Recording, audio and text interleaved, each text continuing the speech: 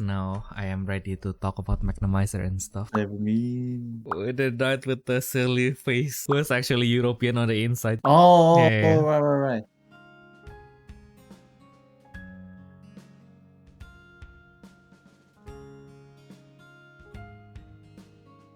Hello everyone and welcome back to the Refresh Step where you recover yourself for the main step. I'm your host for today, tomorrow and the foreseeable future, Theodore Lu. And I'm with Autos Patron in the UK and admin of the Battle Spirits English Wiki, Ayumu Seiki. Wonderful. Oh no! I just mentioned that anyway, and that's the first thing that you remembered. Of course this is. Uh, Wonderful. It's a very strong choice. It is so iconic that they actually like made the whole card out of that. And the effect is I just remember draw that. one. Yeah. Draw one card. That was fucking nuts, man. Like, So yeah, if you're wondering what we are talking about, like in the vacuum and between Battle Spirits Double Drive and Battle Spirits Sekunoku, which is going to air next fall. We used to have like this short anime called the Ganbare Shiketsuru-san, which is Do Your Best Shiketsuru-san, which is kind of like a parody, like featuring like spirits that are featured in this particular meta deck of the time, which is the purple aggro. So it is about Shiketsuru-san and his little purple friends, and of course the finisher of the deck, which will be our star for this episode as well. Yeah, so yeah, the one memorable thing is that for me is a spoiler actually for you, Ayumu, since turns out you haven't watched the anime, even though you know the most important reference. So let me spoil you a little bit. This is purple tech, purple aggro. So like when you reach your later turns, of course, you have two options to finish your opponent. Either you go with the Hell Soil for Demon Lord Magnemizer, or you go with the Sengoku 6 General Mudo. So we'll talk about Magnemizer later because he's one of our main topic for today. But for Mudo, his main thing is that he has a soul drive, so you can banish your soul core, send your soul core to the void, and then for each of Mudo's level, which is at least 3, because it's an ultimate, so like you either send 6 or 8 cores, because Mudo's maximum level is 4. You either send 6 cores or 8 cores from the opposing field to the void. Yeah. So of course it's a very delicious effect. It's pretty much then you just empty your opponent's board, and then now you are clearing the way for your smaller spirits to attack your opponent. And if that still fails, your opponent would have like very little number of cores, so they can have to catch up to you again. So you can just do that again next turn. Yay! Oh wow. But yeah. But to be specific, doing aggro again next turn, not doing Mudo again next turn. Oh yeah. Begins. Yep. Yeah, just to be clear, you don't have your soul core back. It's just not the double drive anime where the final boss like started with 2 soul cores. Like, and now we know that should not happen. But yeah, the fun thing is that because, of course, like one of the smaller spirits, the Tamaoni, is his effect is basically if he is destroyed when he has your soul core on it, then you get to draw a card. It's a cost 0, so that is a very interesting proposition, isn't it? Yeah. Wait. Oh yeah. Yeah. Soul Ogre. Yeah. Yeah. Soul Ogre Tamaoni. Yeah.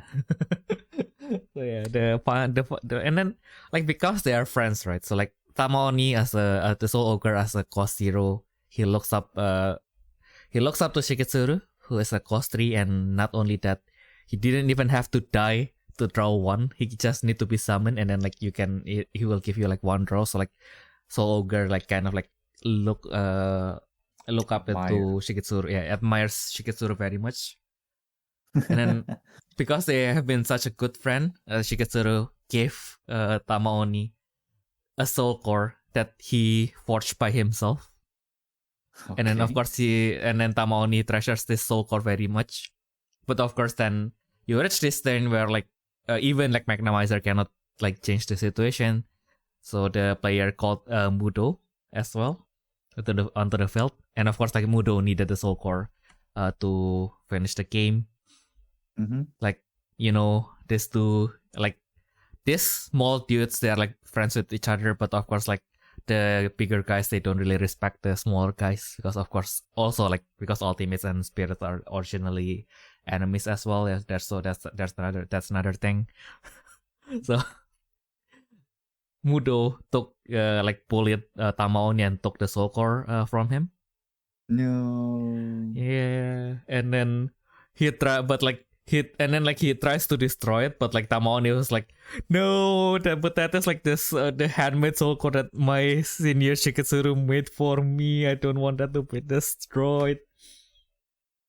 Of course, like he was crying and everything.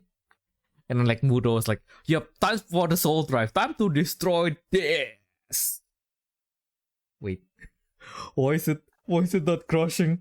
I am no. And then like even Magnemizer was like, bro, what the fuck are you doing? Don't know what accent was that, but like, yeah, I hope I don't accidentally offend someone.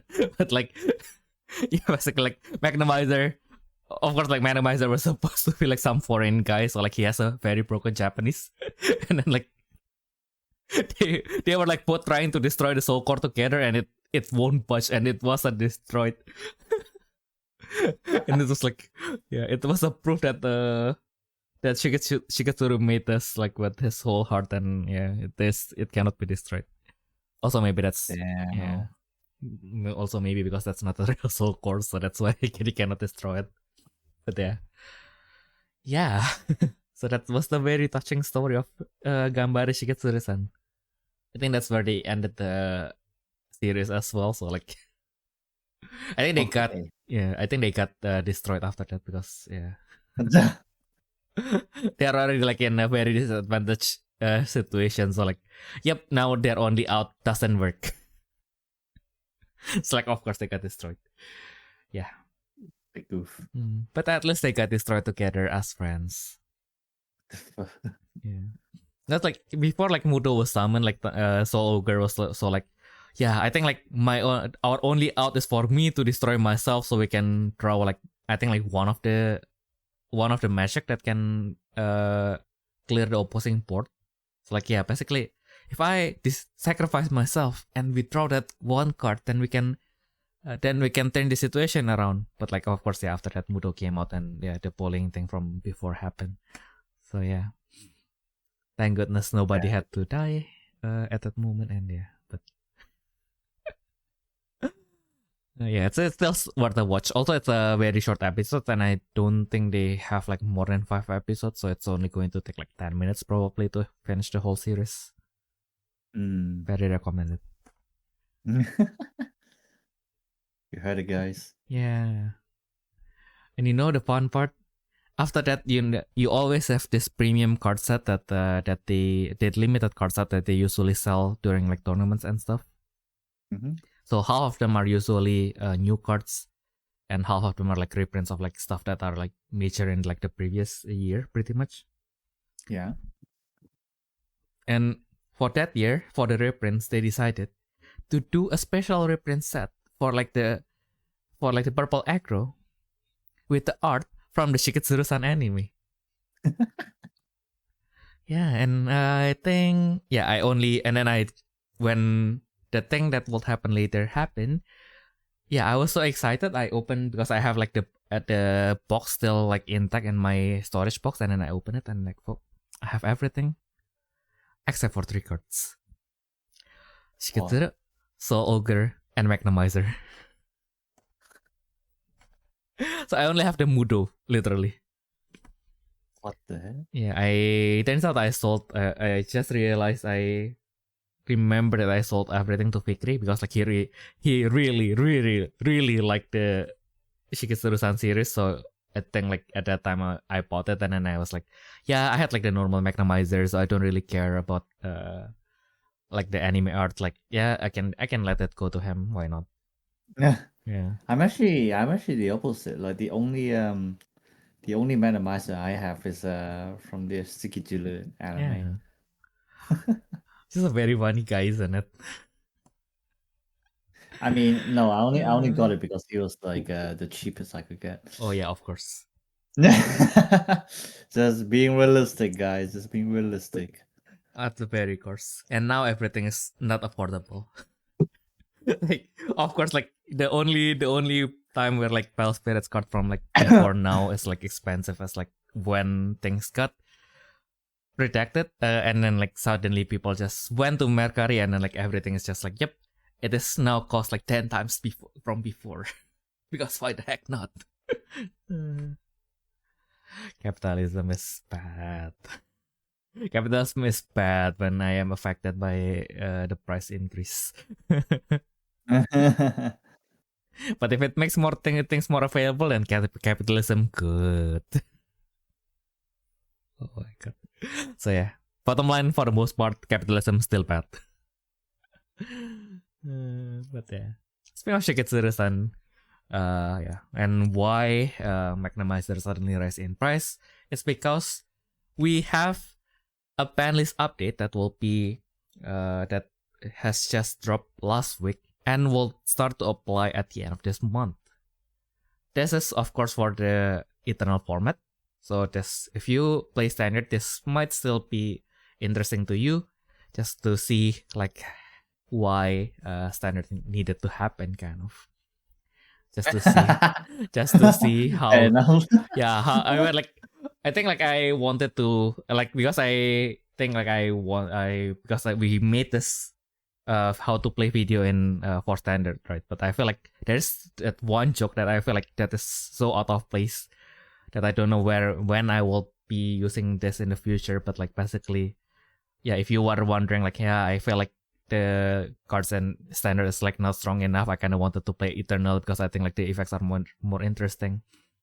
I feel like it's easy to dream of being in the trenches when you are not in the trenches. So yeah, since we are in the trenches, we can tell you, yeah, what you have is a very happy place. Don't trade it for anything else unless you're ready for it. But yeah, but yeah, basically, of course, Eternal, we do have a very very new Banlist, and of course, Digimon, even though their collaboration have been stopped for like years already, they are still catching strays because why the heck not? Like actually, like it's still broken, bro. Oh yeah, it's a very broken card, but yeah, still. Yeah, so basically, like this Banlist is more into like, sometimes they don't just ban cards because they are really broken, but of course they will introduce new mechanics, and then these particular cards are like going to be a big, gigantic, humongous hindrance to like the new mechanics. So like they just ban these cards just to kind of like, yep, maybe like let people who wanted to play with this new mechanics like get some fun first, and then maybe if that new mechanic is the problem, then we just let this cards back again, so that yeah, we can kind of like, we don't really need to kind of like make like anti cards that just doesn't make sense. We can just bring this back. Probably barely ever happens. Exactly. Although fun thing is that these two cards are previously in the ban pair, so like the Dark Tower and Tower of Darkness, for a very adult reasons. Copyright. They are they are basically the same card, but of course because like they are literally conceptually are like the same card, so like they are put into the ban pair because like you are not supposed to bring like more than 3 copies of them. So like you can either only bring like up to 3 copies of Dark Tower or up to 3 copies of Tower of Darkness. You cannot do any combination of these two. So the happy news is that they are actually freed from the ban pair. So they escaped the ban pair and went straight to the ban list. Yippee! Yippee! But yeah, the common theme from these 3 cards is basically they didn't allow you to add one on the main step. And yeah, for basically even for Tower of Darkness and Dark Tower, they just prevent your opponent from advancing during their turn period. Not only that, it actually like also bans your opponent from like summoning without paying the cost during their turn as well. Which is I now I understand it. This is supposed to be gone from like years ago. But but who would have thought that like advanting becoming a new mechanic, not new, like main mechanic again. Exactly. Yeah, we move away from Advent to Manifest, and then like, yep, what we have new mechanic. Like, what do we do with an Advent? Because why not? Everybody loves Advent. You love Advent. My grandma loves Advent. If my grandparents are still alive, they would love Advent. Oh no, we don't know what to do now. What do we do? New Advent. Exactly. Yay. Then what do we do with Manifest? Bring more new Manifest. Yeah. The Sad Temple is actually also like when the card itself was first introduced, like because we are like moving from Advent to Grand Walker Nexus, so like it is barely something that caught people's attention. But it's actually a pretty interesting card because like it prevents you from adventing to anything that is not a spirit that shares a color with the card you are adventing to. Like why this becomes a problem for the new mechanic is because the new cards are nexuses. So like while it prevents like both players, if you don't play Advent, if you play any blue deck with Grand Walkers, then you can just set this down, pop, and then your opponent has 0 access. Well, not 0 access, but like they would be like very limited in their Advent maneuvers, and they also like just outright ban like prevents your opponent from advancing during their main step as well, and that activates from level 1. Well, both of them from level 1, but like this one prevents during your main step as well, which I mean, like, to be fair, it is going to be very niche situation in which in where your opponent will be able to advance during your main step. Like, I think like with some bursts, like you can actually do that, but like it's going to be very niche. Like, not something that you need to think about, but like still not going to be fun fighting against opponents that basically just things that your deck is designed for. Yep, you can't do that. No, that's ban.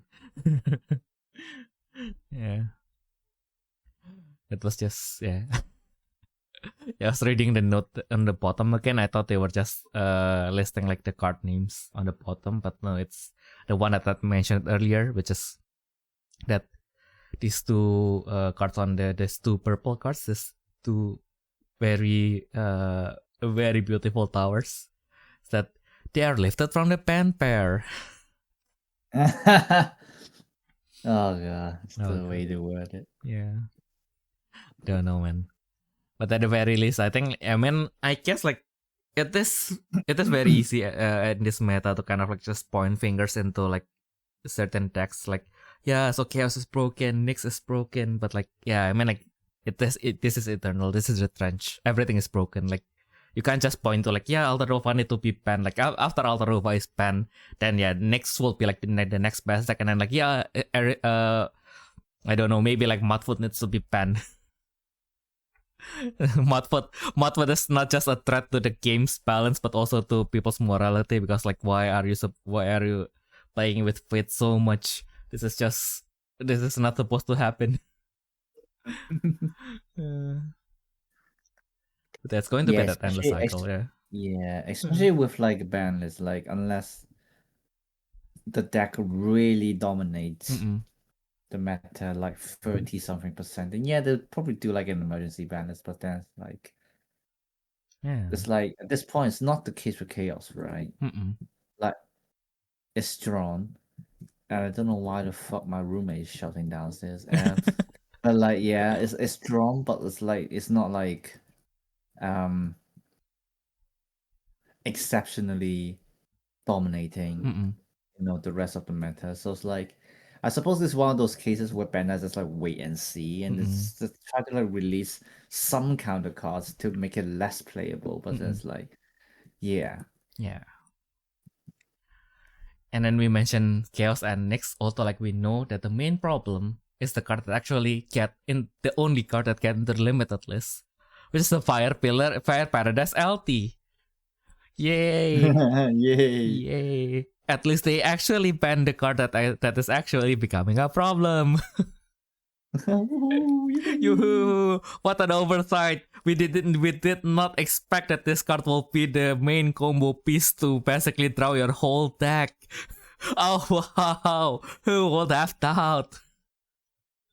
Who would have thought that giving an extra red reduction to a red deck that can just ignore like every single reduction, well, not ignore reduction, but basically like treats all reduction as have been paid. that will not be broken. I'm actually kind of surprised that they didn't ban like not ban but like limit the revival Bashin Dan. Oh yeah, because I feel that's more broken than Fire Paradise. Not gonna lie. Yeah. Maybe we'll see if the red astral deity continue to be massive, because like now, yeah, I guess like as Ayumu have said, it is pretty much like almost a third. Maybe it's not like always like 30%, but like it's pretty consistently like almost like 20 to 30% of the meta right now. So like, yeah, I guess like it will get hit like in some shape or way, shape or form. And if Fire Paradise LT being gone doesn't change anything, then yeah, Dan is probably going to go next. Apparently, it's actually not changing anything. Like, yeah. some people fixed the deck already. Apparently. Oh yeah, of course. I mean, you are basically like, yeah. I mean, like in the end, that's why it's called like the broken cards are called like the cancer cells, right? Because like, yeah, I mean, like you have one less cancer, but like like the thing with cancer is that once that one single cancer cell spreads, your whole body just breaks down. So like, does it matter if you have like 3 cancer cells or like 1 cancer cell? But that's what another story. Also, like, yeah, the only thing is like you basically get the consistency hit, right? Yeah. So I guess then, yeah, you can. Yeah, I mean, like, I guess with done, you kind of have to either draw them in or like you have to search it. But like Fire Paradise, I guess like just because you have like one extra way to kind of like search for it, so you can of course like draw and search for it just like done is. But like you can, if you do drop it on your core charge, then you also have the option to add it to your hand as well. True. Yeah. Yeah, I suppose that's also the Pokemon Pro, isn't it? Exactly. Actually, yeah, I think they probably written a note on like why cards are banned, right? I think. Yeah, they always do. Yeah, I forgot to read that actually. Yeah, I think like I kind of yeah, I mean like the one that I mentioned earlier is I kind of can paraphrase like the whole thing, because it was that they actually like wrote that. So like they actually like, yeah, this is our oversight that we don't expect that Fire Paradise will be the key card to kind of like start this loop to draw your whole deck.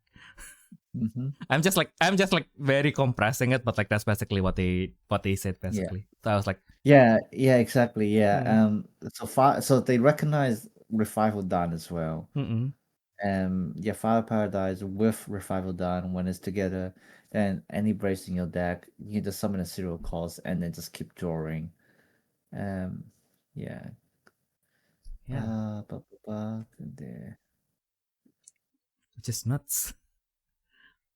Okay, yeah. Okay, it's just saying that it helps the deck to win early, so it's limited to 1.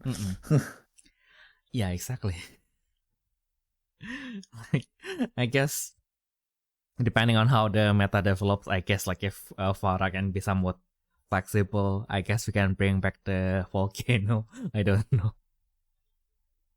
There's that as well. So like at least, although like you can also argue that the volcano probably wouldn't do anything because like the thing with the Grand Sagitto Nova is like you only need Shantress Sagitto Nova. So yeah, no, literally like the rest of the deck are literally just filters. yes. So like even things like Frozen Volcano wouldn't actually do anything. Because like, oh yeah, sure, I need to ditch cards.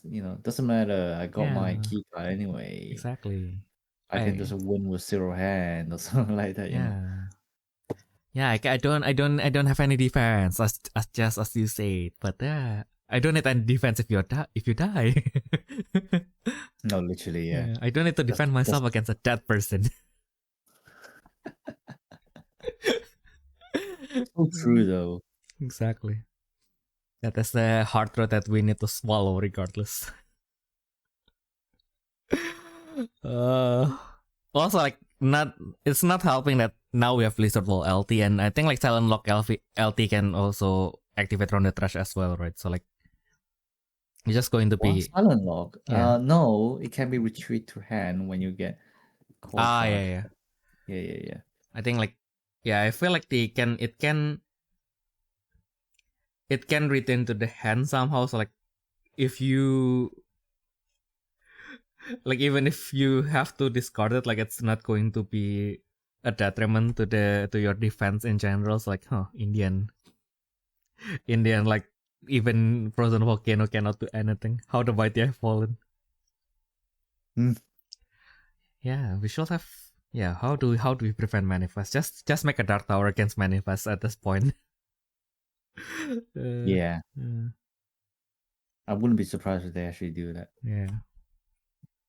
Maybe next year we need to, because like we are trying to sell the Ultra Manifest this year. So like next year after we are done with all the Ultra Manifest stuff, yep. Now this is a Dark Tower that prevents manifests.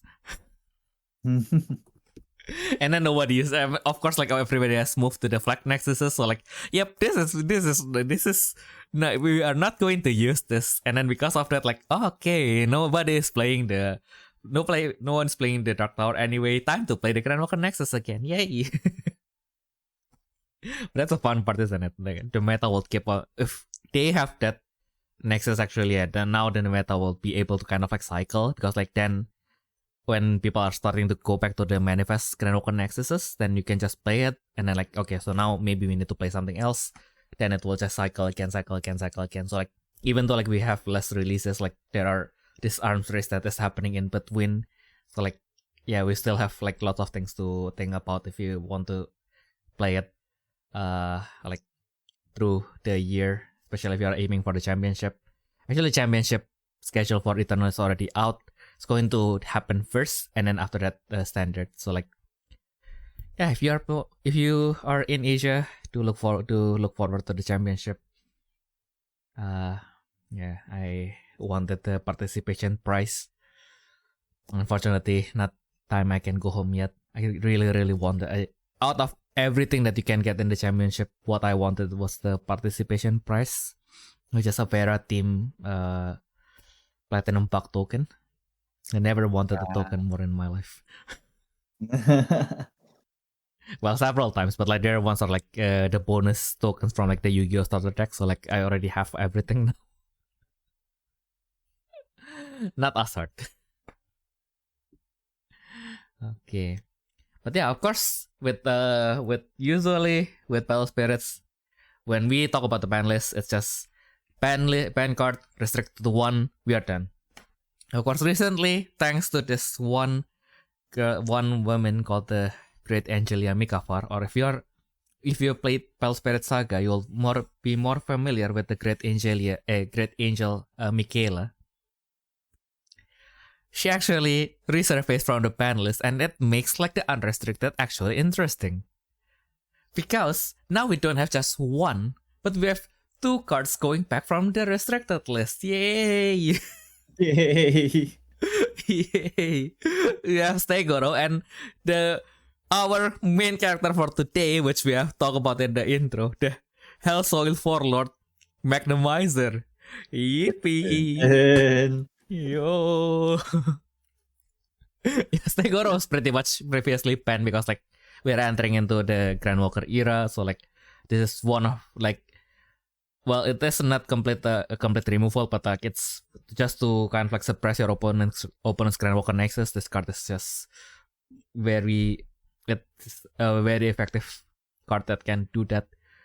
Just because it also increases your counter, so if you play like especially with like the red spirit tax, it just accelerates your play by a lot. You get to destroy a normal nexus, and then you just send 2 cards from the opposing Grand Walker Nexus to the void. So like at that time, yeah, you basically just get too much value from this one card. That's why they kind of like, yep, let's not do this. let's not do this. Let's just get this card away. But yeah, I guess now the Grand Walker Shelling is over. They wanted to do the Nexus Shelling, and I guess like with some flag Nexus like Amon, it is kind of designed with like instead of redeploying it from the field, like you basically like design it is designed to kind of like you let it go to the trash and then you cycle it with your other effects pretty much. Yeah, so I guess like that also kind of like works to the advantage of Amon, because like with more cards that is like more essential to the deck that destroys Nexus. So like yeah, this kind of effect can actually like, how do I put this? Like it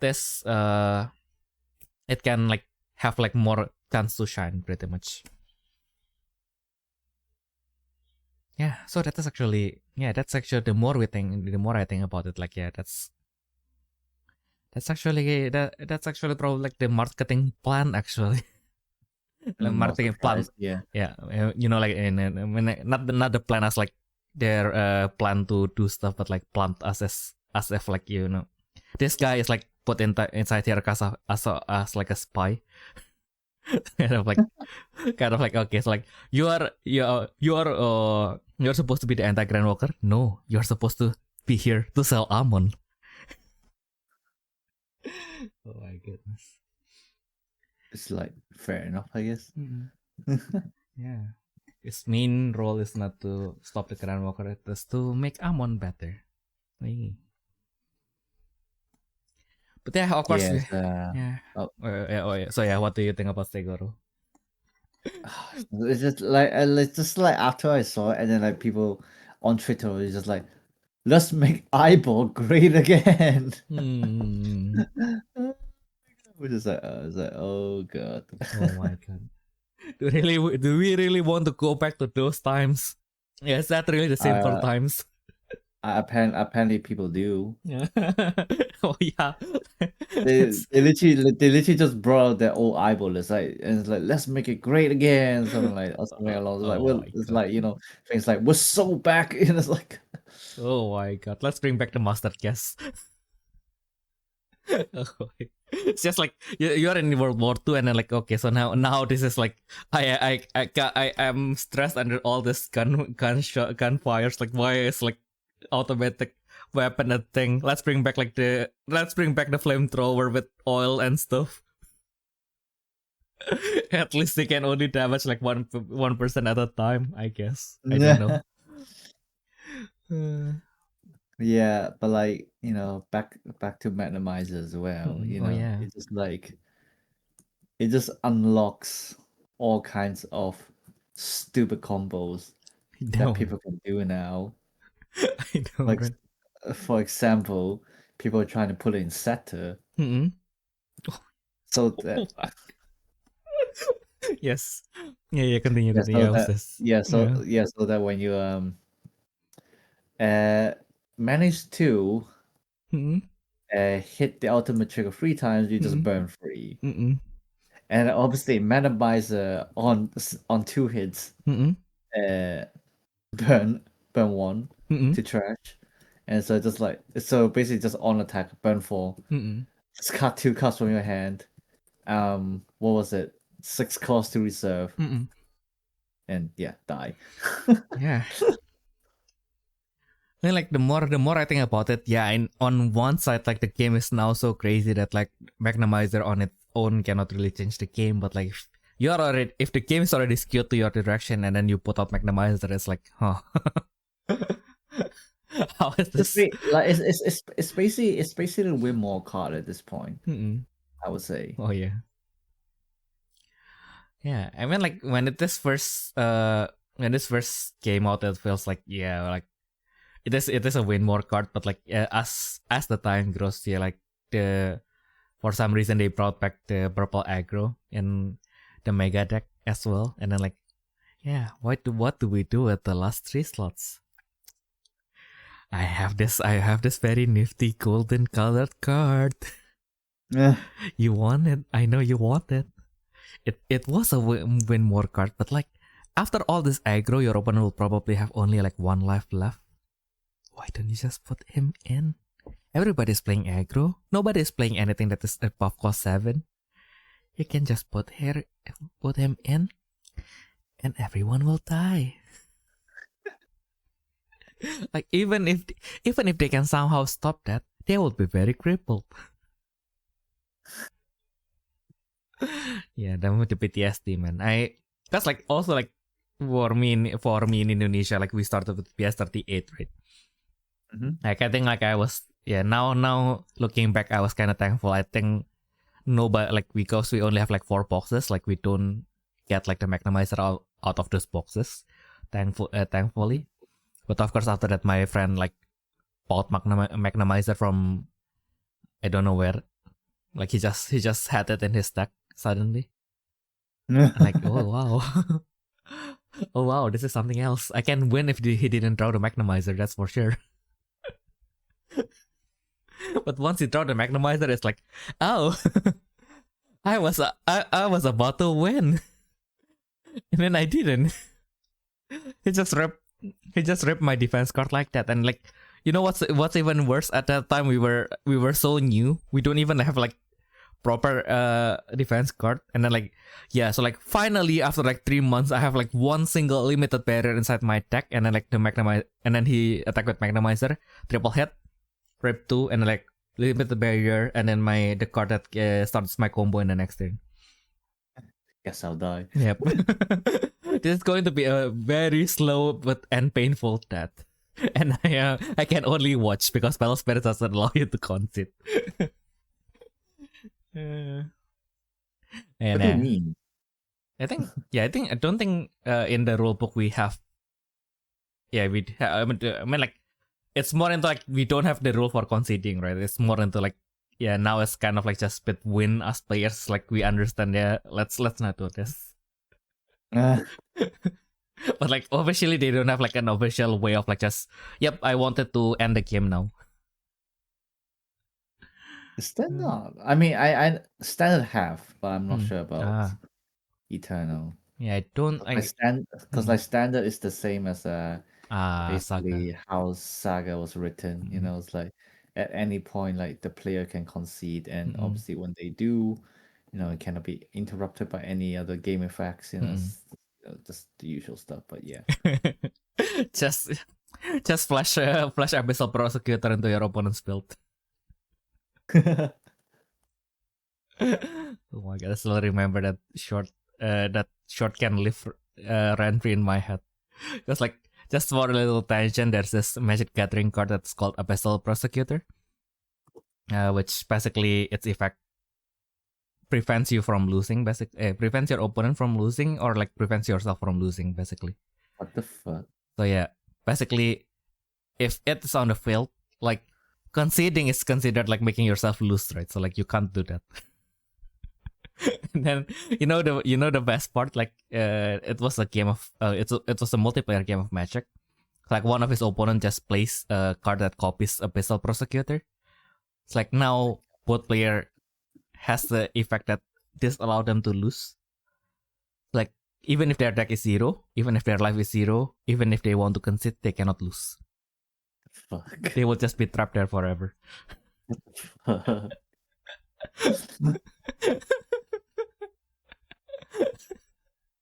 Yes. Imagine being trapped there with your homies forever. Oh, what? Is the card banned then? I don't think so. Oh my god. Because it's a very specific interaction, right? Like it's not going to happen in like I don't think it's going to happen in like official tournaments. Like, why would you do that? That is just a combo to kind of like lock your friend to kind of like do the stupid stuff and like laugh together. Like I don't think I don't think that can lead to any sort of victory. Anyway, so like yeah. That's like I mean like I guess like that's the only if you don't play I mean like we don't play Magic, so like we don't know like the trenches, right? Like again, when you don't live in the trenches, you dream of the trenches. Sometimes, but yeah.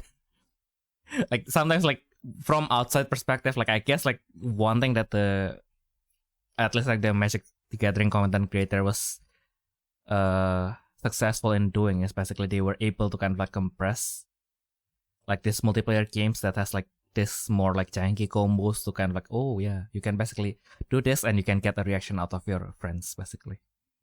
But it's not necessarily that it is kind of like fun, but like it is fun in like a social environment because like it gets the conversation going.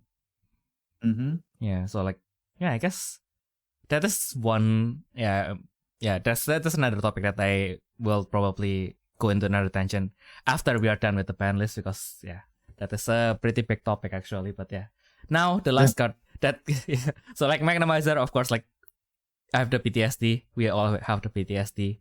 It was very major. It was limited to 1, and then like even then, like I guess like the problem just spreads even further when it was limited to 1 because like now, okay, so like Magnemizer, like everybody's like, okay, I don't need 3 Magnemizer in my main deck.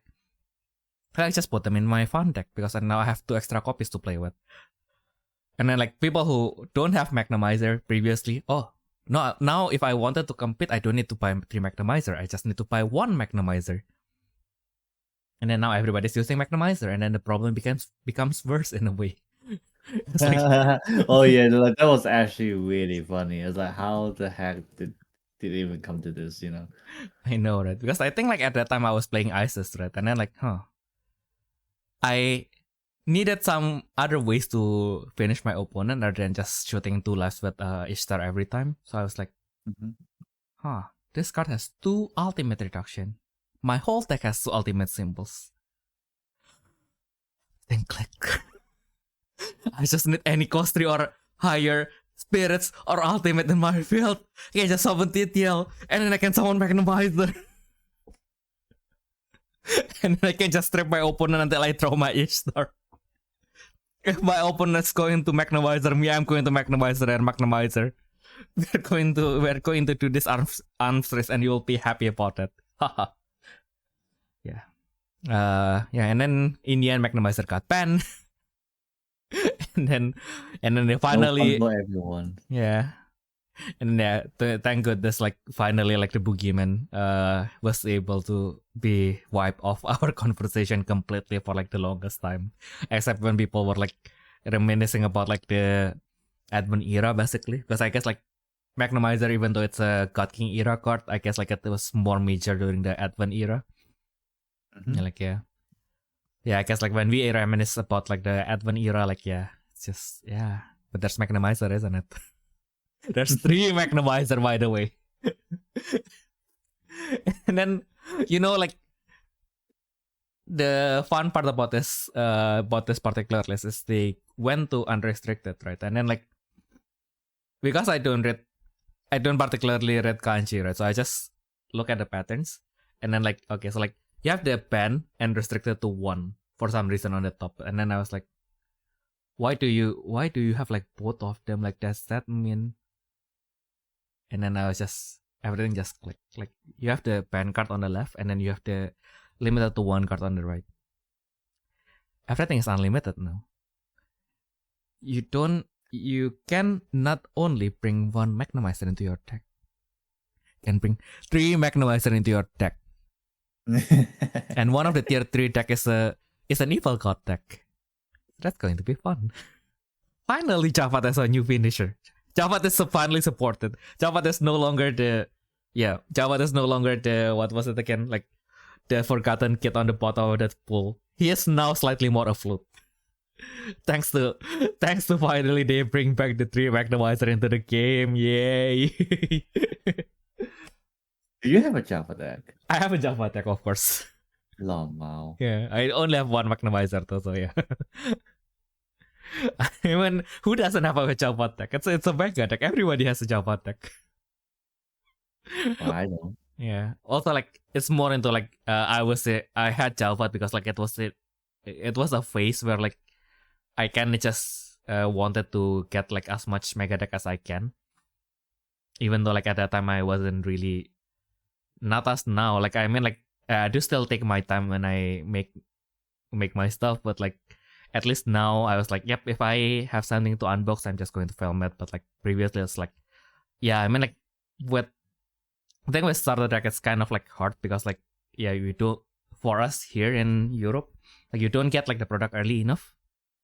And then so like basically you don't have like the value of like, yep, this is a new stuff, like it's already released like 3 weeks ago, so like I can't just frame this as a new stuff. I have to add something else to it. Like with boxes it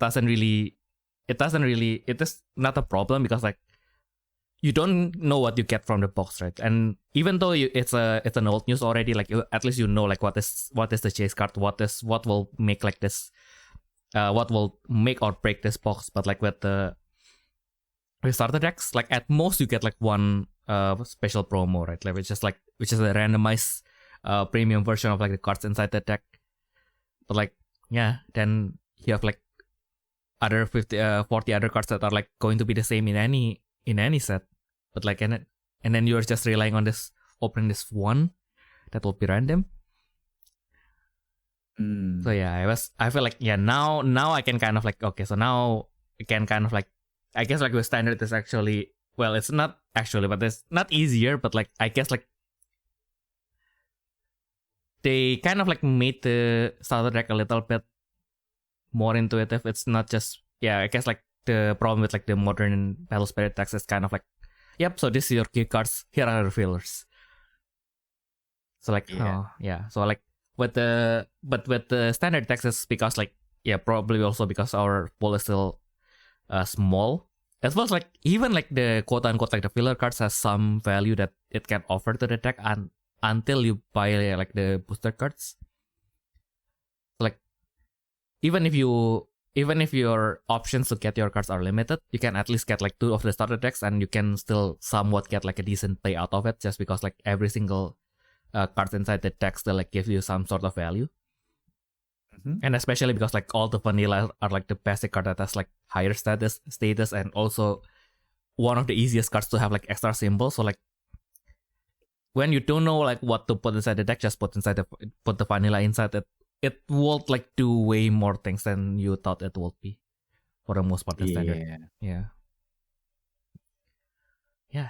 So yeah, going to be reliving the Magnemizer PTSD again soon. But anyway, also another Trivikrama is finally back to 3. I guess.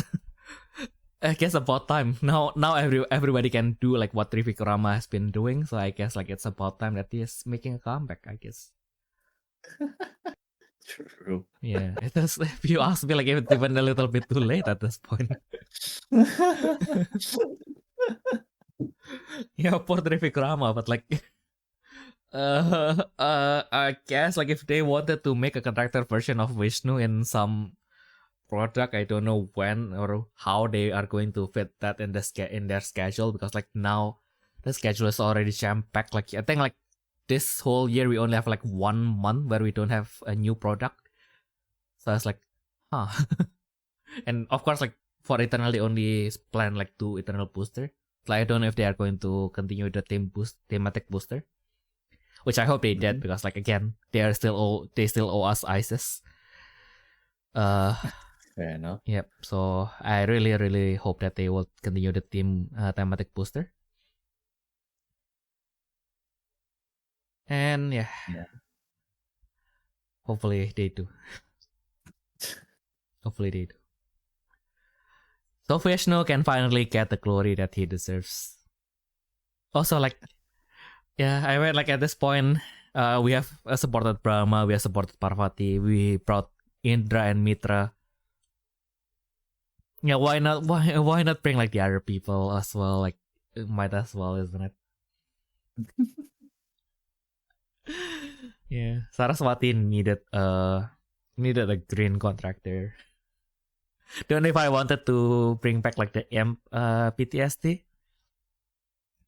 but if it's what it takes to bring Saraswati back, I am ready to tank it for a little while, I guess. And I guess like WBS can kind of like survive without any contractor, but well, arguably I guess like WBS is probably one of the decks that maybe can kind of like benefit from getting Mulligan. Who knows? Yeah. If they still don't have a contractor, yeah. Mm-mm. Yeah, but also, but then again, I can also argue that now, even if they get the contractor, if it doesn't increase the counter, like I guess like Shark is still a better option overall. Maybe, don't know. I mean, if you have, yeah, maybe, yeah. Mm-mm. Or unless they kind of you do want two counters early, don't you? I mean, yeah. I suppose that you can still play Shark, but then like because like Shark isn't exactly needed, so like if your hand is just that bad, then yeah, just do like a mulligan or something like that, yeah.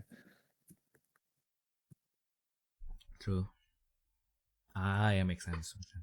Because like yeah, although like the early counters are really strong, yeah, I can kind of see that. Like instead of like how do I put this? Like instead of like compromising your consistency for like a possible turbo, which might not happen, might as well just get like the consistency anyway, right? Yeah. Wow, actually, then now that I mentioned that, actually, like Saraswati with the mulligan. Ew. Yeah, ew. Aggro deck with more consistency. Ew. I was literally saying like with Jukuyomi, right? Mm-mm. Oh yeah. If you do mulligan, yeah. Yeah. I mean, like, I guess also like if the Flag Nexus become more popular and like the cards that specifically destroy Grand Walker Nexus are like becoming less common, probably like we can also argue that maybe you don't even need the contractor in Izanagi Naomi. Just bring the normal one and use a slot for something else. I don't know. Because like in the end, like if you have like the original Izanagi Izanami in your hand on your first turn, like you'll probably deploy that one first anyway, right? If you had the original one, yeah. It's like I guess then, yeah. I mean, like now the contractor is kind of like a backup. Like might as well just, yep, I don't need backup. The original is better, huh? But yeah, Izanagi Izanami is totally like the always like kind of like the boogeyman of like after Magnemizer, I guess. Cause like, yeah, I mean like the deck is probably not in the top meta anymore, but like yeah, it will always haunt you, and whenever you face it, like you will never be prepared. Like there's no amount of like Izanagi Izanami a practice that you do that can prepare you for like what the deck can do. Like once they pop off, they just pop off because it's just like I don't know. Why is this deck like not performing any better, but like in the overall grander scheme of things, like it is not performing like the best at the moment, but like whenever you face it, it's like, huh, this is a very tough match. Like even if you win, like, huh, it's not necessarily that you feel like you earn it, but like, huh, I was struggling. It's like one of those decks where I think like if you learn the matchup, then you're fine. Mm-hmm. Like granted, it probably still be a bit rough, but then like if you learn the matchup, like you it's like most of the time, like you'll be fine. Like at some point, like if you're really good at it, you might even be like, oh, I actually want to see Izanami because I just eat that, things like. But like yeah, in general, like it's I suppose like the hard part is like get to that point where you get used to facing it, I would say. Yeah. Also, like that's the other problem, right? Like the problem is you have to play against Izanagi Izanami a lot to kind of like get used to Izanagi Izanami, and I don't want to do that. That's kind of like you're telling me that in order to get healthy, I have to do weight trainings, and then okay, like theoretically, like I never went to the gym, and then like you suddenly like brought me to the gym, and then like okay, so like you have to lift these weights, and then like specifically these weights that so basically like the bar, instead of being smooth, in order to increase the friction with your hand and make it a little bit more safer, it has spikes on it. And then like you told me that, yeah, so basically the first few days is going to hurt a lot, but like once you get used to it and you develop calluses on your hand, then it's going to be fine. You're going to be stronger and in no time. And then like there's spikes on it. I don't want to touch the spikes. Yeah, that's always the hard part, right? Like basically like getting used to the Isa matchup is like eating your vegetable as a kid. I can never get used to eating like bitter melon, man. Like I would eat like a lot of things, but like bitter melon, I would eat it if I have to, but like I have to cover this with lots of rice and probably soy sauce as well. Oh yeah. Oh no, I can't eat bitter melon either. Yeah. Like I always say that like bitter melon is the one thing that I would never eat. I know, right? I would rather eat liver. I don't like liver either, but like I would rather eat liver. Probably. Oh, liver. Okay, Yeah. okay. Fair enough. Yeah, but no, I'm lying. I think like I will rather eat bitter melon than eating liver or like Indonesian fish. No, that's fair. Yeah, that's like Indonesian fish. Like it's not like Indonesian fish is particularly like well, it's not Indonesian fish in general, but like just the fish that okay, but it's going to be sound bad too. And sometimes my aunt listens to the podcast, so I hope like she didn't out me to my mom, but like yeah, I feel like yeah, my parents when they grew up, like what they basically got used to when they are eating fish is to have that fishy taste and fishy smell, right? Yeah, that's the part that I dislike the most about like fish. It's like for them the fishier it is, like the better it is, but like for me it's like the other way around, right? Like if it basically tastes like cardboard, this is the best fish ever. If you go to fish and chips, like this doesn't taste like anything. This is just texture. But like yeah, that's the best. Just put vinegar and salt on it, and it's going to be nice. But I personally like sashimi. Oh yeah. I just like kind of like I guess you can call it like the natural taste of fish. Or however people want to glorify it, Oh yeah, actually I can eat sashimi, but if you brought me to like an Indonesian restaurant and you brought me like a grilled fish or something, like I would have like very very high reservation to eat it.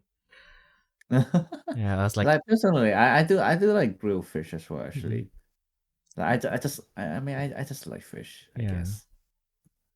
Yeah, I think like sometimes like I can kind of like get past it, but like I think like my first time is like we have this like cafe in Surabaya, which like they do this particular like fried fish, which is not really that common, which is a battered white fish. Which is basically it's just fish and chips, but instead of fried potato, instead of French fries, just to make it probably make more familiar with Indonesians, they put pasta on the side, because I guess like the form factor is close enough to noodles, right? So like guess it's going to be more familiar to Indonesians, right, than French fries. But yeah, so basically you have one of the fried fish and then like the noodle, and then like for some reason if it's the ones that cafe provides, then I can eat them. But again, it's because like they don't taste fishy at all. Of course, my mom would not be, when she ate it, it's like yeah, it's good, like you eat more. Which is like basically a parent talk into like, yeah, I mean like I don't like it, but if you fuck with it, I will be happy like that you even eat anything, so just eat more. Yeah, no, that's fair. You Yeah. still have a good mom. Yeah. Sorry, mom. I love you, mom. I can't say that to her face, but like at least like I can say that to the face of internet. And this is going to be recorded forever as long as YouTube is willing to pay for the servers, and yeah, probably my future successors will probably say this and like, yep, this is my dad's moment of weakness. I guess, but yeah, that's not the point. And after that, I think like I was, I guess like at the very least, I guess like that particular place started to give me confidence, and I think like I just like Japanese. I was like very well, not I like Japanese things. It's not like I like Japanese things, but I was a very big weeb back then. I was like, yeah. So at first I was like, yeah, sushi. It looks interesting, but like I will just stick with like the cooked stuff, right? Like the shrimp, the imitation crab, the fried egg. And then I was like, yeah, and then like one day I just had the salmon, and then I was like, huh, I can eat this. And I think like one of the first one is actually like, because like one of my aunt, she was very generous back then, and she brought us to like this Japanese restaurant. Well, it's not that she's not generous now, but like back then she was like bringing like the whole family, like the whole extended family, to this dinner to this Japanese restaurant in the hotel. And then basically this hotel, for some reason, with every meal that you get, they will give you like a sashimi as a kind of like as an appetizer. Damn. Yeah, and then like for some reason I can eat that. It has tuna and salmon, and I think like one more fish, but like I don't know why, but like I guess like because the form factor is not. I was so used to like seeing white fish, right? Because like in Indonesia mostly we just eat white fish. So I guess like, oh yeah, this doesn't look like fish. What is this? I can eat this. This is a little bit tasteless. It's just a little bit elastic, but I kind of fuck with this. I can eat like, I think like I ate like 5 people's worth of like sashimi. Cause like, I guess like we just like I mean like at that time we as a party, like we don't really know, like I guess like my even my aunt, like it is her first time in that restaurant, so we don't know like how much we will need. So we just order like as much as we think we might need, and then like we end up with like a whole like basically like 10% of the whole table is like just sashimi. Because of that. Oh my god, that's a lot of food then. I know, right? I think like we even left some sashimi off because like, yeah, nobody can eat it anymore. Like it's just too much sashimi.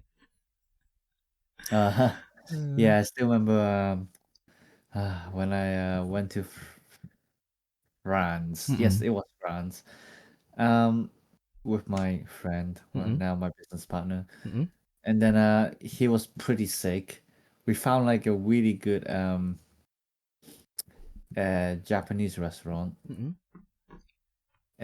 Is like 45 euros for basically kind of like a free people meal kind of thing.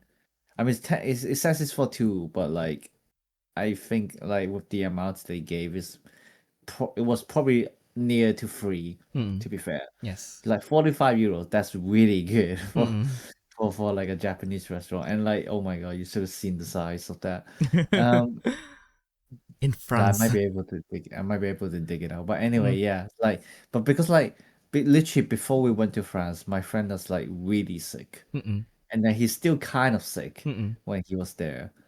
So like he didn't have that much of an appetite. But like, you know, on that day I was like, "Are you sure you can eat that?" I said, "Yeah, I think I can."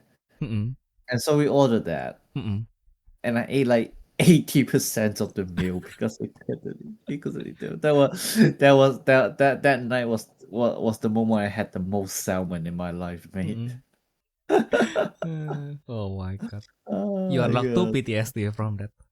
I think like one of them I already I already told them in the podcast, but like we have a company outing in a Japanese all you can eat restaurant where you order stuff, and then like of course, like the most high value item in the menu is like a salmon sashimi. Mm-hmm. And we went there with like 20 of us or something.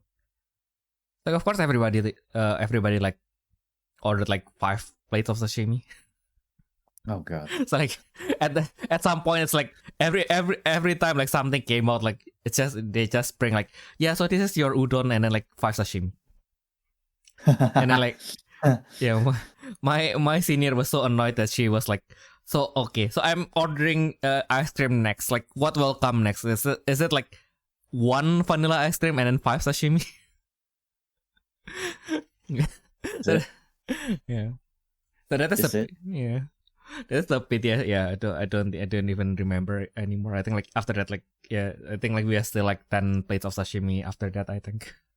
Wow. Yeah. Anyway, that's the first PTSD from the salmon. The second PTSD is from like being sick and then you are forced to like eat a lot, right? Oh god, yeah. Like of course these websites that gives you like coupons to like basically eat at some restaurants for cheaper, right? Mm-hmm. Like Groupons and stuff. So like one of my friends, like she was invited by her friends because like she was from she's basically from other islands, and then like people who study from other islands to Jakarta, usually they kind of group together, so they have like kind of network from like, okay, so these are these people from these islands. So yeah, basically these people kind of like gather, and then like they kind of like this basically you have like a 50% off, and then for like 100k, which is well now it's like €5, but like back then I guess it is kind of like worth like €10. So like basically for that amount of money you can eat like an unlimited amount of dim sum for like 2 hours. And then like okay, so like one factor is like because like she's like joining her friends, like there's like 8 or 10 of them, so there's the planning issue, and then like the second one is of course like because it's a discount voucher, like it has an expiry date as well, so the expiry is getting near, so we kind of have to use that. But on that day where we have to go out, I was like I was having like this kind of like digestion issues, so I was feeling very bloated for the whole day. Mm-hmm. And then this, well, I've always said an expletives there, but of course, like Chinese Indonesians from North Indonesia are more Chinese than Chinese Indonesia from South Indonesia. Just to be racist for a little bit, but yeah, basically they are more inclined to they are more accustomed to like what is like more common in like the Chinese areas, right? So like we are not as much. So like basically for us, when you go to dim sum, it's just shumai, and shumai. Because that's the only thing that we are familiar with. But yeah, basically if it doesn't have shrimp or meat in it, then I'm not going to order it. But yeah, but they really like this radish cake, right? Okay, yeah. So like one of them kind of like assumed that because like 90% of like the people on the table like really like this radish cake, then we'll just order like 2 or 3 portions, but like 2 or 3 portions of the radish cakes are like really large, and like nobody wants them because like they want more space for like more meat, right? So like yeah, like in the end we have like this 3 plates of like 2 plates of like radish cake just like staring at us, like but we have to finish this. Oh god. But like I was like, oh my god, I was like feeling very bloated, so I was like, oh, this is very painful. Like I wanted to eat more, but like I can't do it. Every time I eat, like my stomach just hurts, but I want to eat more. It tastes very good, but I can't enjoy it as fuck. But yeah, that was very painful. So I was like, I don't want to see radish cake again for like the next few years. I think like I went to Singapore, I see radish cake, and I was just like, yep, I'm not eating here. I'm going to get something else. Oh my goodness. I radish cake. I think I think we're thinking about the same thing. I love radish cake. Yeah. It's one of my favorite food. Yeah, I think and like, my mom And my mom used to make them a lot during New Year. Yeah, the taste isn't bad. It's very filling. Yeah, yeah, it is. Like it's literally like gluten. Oh yeah, that's a wow. That's a very thick. It's very thick and very dense. That's for sure. I can still picture it clearly, like that radish cake from that day. Like I forgot like all the other things that I actually enjoyed. I forgot about them, but that radish cake. I can close my eyes and I can still see it on the plate, like two radish cake on top of each other and some sort of garnish on top of it. And I kind of enjoyed like all the other stuff, by the way. So like even though it hurts me every time I swallow, but like at that moment I was like, yeah, now I can understand like how gluttony is a sin and how people who got sent to hell because of gluttony is probably going to be tortured in hell. Just like you're probably are going to just have some sort of conveyor belt going to your mouth, and you'll be tight, and then like you'll have like this food like just constantly going to your mouth, and then like you'll be so bloated. You'll be so bloated. You will like the taste, so you will want to swallow it, but like every time you swallow, like new food just appears, and then like it will never end. Oh god. Yeah, that's that day. I was like, consciously, I was like, yep, I have like a vision of hell right now. That's a nightmare in itself. Jesus Christ. Exactly. because like in my until middle school I went to like a Protestant school, right? So like lots of like the priests, like they really like to use like kind of like gives you like kind of like an anecdote that is a vision of hell or a vision of heaven, right? And I was like, yeah, that day I can understand that. I just saw a vision of hell. Oh my goodness. I don't know what else is going to be hellish. What?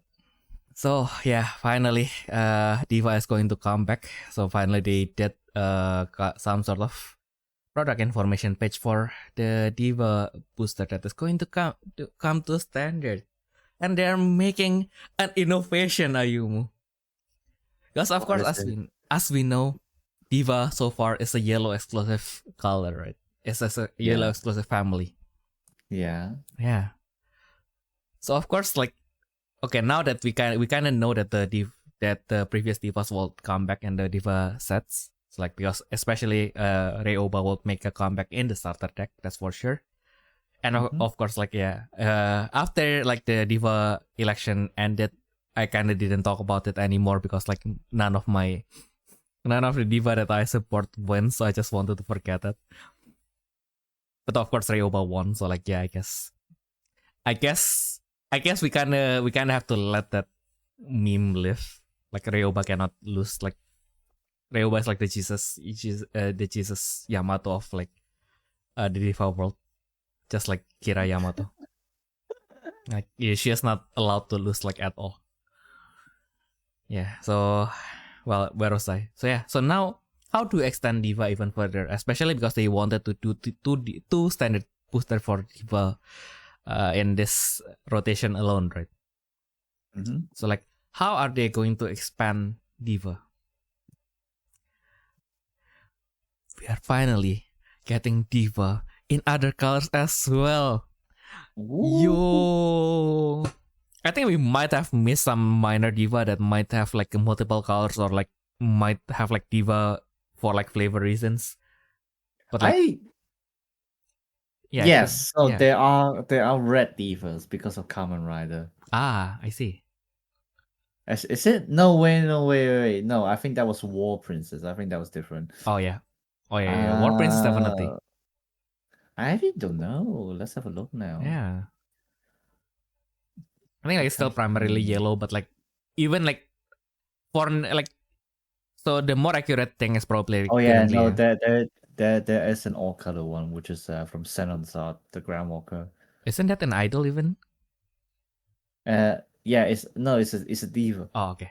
It's not idol. It's the Grand Walker Diva and Code Man. Ah. No Ian Niluon.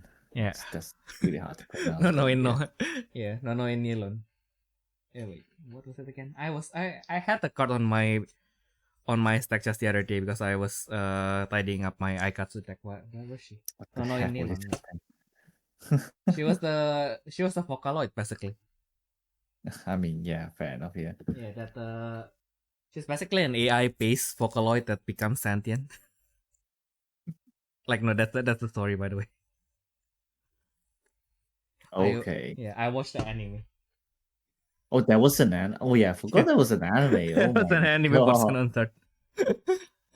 But that's poor series. Yeah, but that's mostly just how do I put this? It's just kind of like an intro to like the story of the Codemans. They kind of hinted that there is some sort of like story that I mean like kind of like interconnected like a series of events that kind of like happens in the anime, but like it's more into like introducing everyone, and they kind of like wanted you to kind of like play the game to kind of like see the rest of the story. But of course, we can't do that because they ended the game before we can see everything. Yeah, before Classic. I guess like I think like you do like join a tournament and then like you're supposed to kind of like uncover the secrets of like the big baddie from there. But like I think like the game ended when you. Yeah, I think like by the time the game ended, like the story kind of ends after you win the tournament. But yeah. Okay. Hopefully one day, like during an anniversary or something, they kind of make kind of like a standalone, just to kind of like resolve the story maybe. Low chance, definitely not going to happen, but the man can dream. But yeah. Yeah, except for that, all divas are yellow, yes. Yes. Yeah, so looking forward to Rabbit Darling making her comeback. Although yeah, now that we saw like the collaboration in standard, the Kamen Riders collaboration, yeah, it's getting a little bit worrying because if they don't have like the kind of stage style or private pair, then yeah, that's going to be like first it's going to be not backward compatible. And then like there's also the issue of like maybe the power level is going to be, of course, like going to be lower. So we'll have to see like how they are going to handle it. Maybe one of the things that maybe can balance it so that they can kind of like bring it back to Eternal, but still like kind of like make it strong for standard is to make it kind of like a top heavy deck. So like I mean like the effect is going to be like quote unquote Eternal level, but like you have to like do all this stuff. Which is like if you play it in Eternal, it's not going to be a problem, but if you do it in standard, then it's going to be you kind of have to build it up for like 3 or 4 turns, then you can kind of like do this one big thing that in Eternal might be game ending, but like in standard, it's going to just give you like a push. That's like imagine if you like spend 5 turns just to burn 1 life. Yeah, I guess like if you do that in Eternal, as in standard, like it doesn't really change that much because like okay, so like you set up something, it got clash, and you can just easily bring it back. But like in Eternal, I guess like the same setup, you can just do it in 1 turn and like shoot 1, and then like you can just do it as a last mile thing. So like if the deck doesn't have like a last mile card yet, then you can serve as the last mile for that deck, I guess. Yeah, we'll have to see. But as usual, if we don't have Rabbit Darling, we'll try it. So just as a wish list, Ayumu. So not really a prediction, but like, is there any, because like, especially not just the old Diva coming back, they will have the cards in standard in Diva format as well. Like, who would you want to be in Diva? That's like, well, like from like a standard format. Yes. I mean, obviously there's the mermaid. Yeah, mermaid princess. I think. Oh yeah, and obviously all the angels from like the red color. Oh yeah. Yeah, Shiniel will be Shiniel will be crazy because like even in her red version, she's already like everybody's already down bad. I think like already I think I already talked about this before, but like to like last episode I was planning to do like lore thing, but like basically her flavor text is just like, yeah, so everybody want to be whipped by Shinil. So whether it's an ally or an enemy, like they wanted to be whipped by Shinil. So I was like, oh, yeah. Imagine if she becomes a diva, though. Oh my god. Yeah. Yeah, I think a lot of the girls in stand-up, especially in stand-up format, they don't really have a lot of choices, I guess. I mean, I guess it depends on which way they want to do it, because like obviously, well, probably all the extras will be converted to divas, maybe. Probably. Yeah. And then like in terms of like cards that are already just in girl human form, obviously in in red is that's really only just Shaniel And Lestiel. and Lestiel is from the ST, isn't it? Because I don't care. No, Lestiel is the extra. Oh right, yes, of course. Yep. Yeah. And then purple we had the queen. The queen. Yeah. And then like we got Ordonata, which is just a cost for common card. It's just like which looks like just a little fairy. Yep. Obviously we got the master rare. Papilioni. Papilioni, yeah. Green, obviously the mermaid. Maybe Clyde. The ice. Oh, quote yeah, unquote the Ice princess. Princess. Yeah, Clyde. Yeah. What do we have in white? Oh, white would be interesting because like obviously we have sun white, but that does not look too human to me, to be fair, and like it's kind of in an incomplete form as well. So like maybe not now. Maybe I feel like there will be another card of like sun white, which is just like complete form or something like that. Yeah, and then the only obviously female looking spirit in white is probably Franzel. Yeah, I was thinking about that as well. Yeah, Fransu. And then there's one from the SD. Yeah. Yeah, I guess. Yellow, obviously we got Landalizer. The Raisa and Virgil. And the We have and the new extra that's coming in the BS02 as well. True. That should have been an Indra card. Lamau. Yeah, blue we have Elipides, which is just a vanilla card. Obviously we have Aneluna. Yeah, Aneluna. And then that's about it, I guess. Yeah. Oh, to be fair, they also have like the little fish mermaid thing. The koi fish. Yeah. Yeah, probably her as well. Yeah. Then we have, I guess like we have one each from like the starter decks. If you have Cupel and Virgil and stuff. The white and blue one. Yeah, not my cup of tea, but I guess like it's, when it's not someone's favorite, it's someone else's favorite. I mean, there's always Felio, which is like if you're into furries. Yeah, I guess. Yeah, it's Gino's thing. It's not mine. Yeah, Olin. Oh yeah. Oh yeah, we have. Olindia. Oh how Jellyfish. how did I forget about Olindias? What the fuck? It's Olindias is the absolute unit. Yeah, and then obviously in purple we got Lamika. And then we got the X-ray as well. The filler, but like we don't know if they're gonna turn her properly into like a girl. Red we had Cupelu. Yeah, Cupel. Yeah. Yeah, Cupel. Yeah. Yeah. That's about it. Yeah, that's about it. Yeah. Yeah. I feel like they might turn like the cute little birds into like some divas as well. Yeah. Make it into an aggro deck. Oh my god. Pretty animal aggro is finally real. Yeah. It's always been real. What are you talking about? No, make it realer now. Oh yeah, now we have mulligan. We can make the pretty animal aggro again. Oh crap! Yeah. Ooh. Actually, well, no. I mean, to be fair, most of the time, Pretty Animal, you have a decent turn one, but the problem is that it just runs out of steam, Oh yeah. and there's no way to kind of like compensate on that, basically. So it's like, yeah.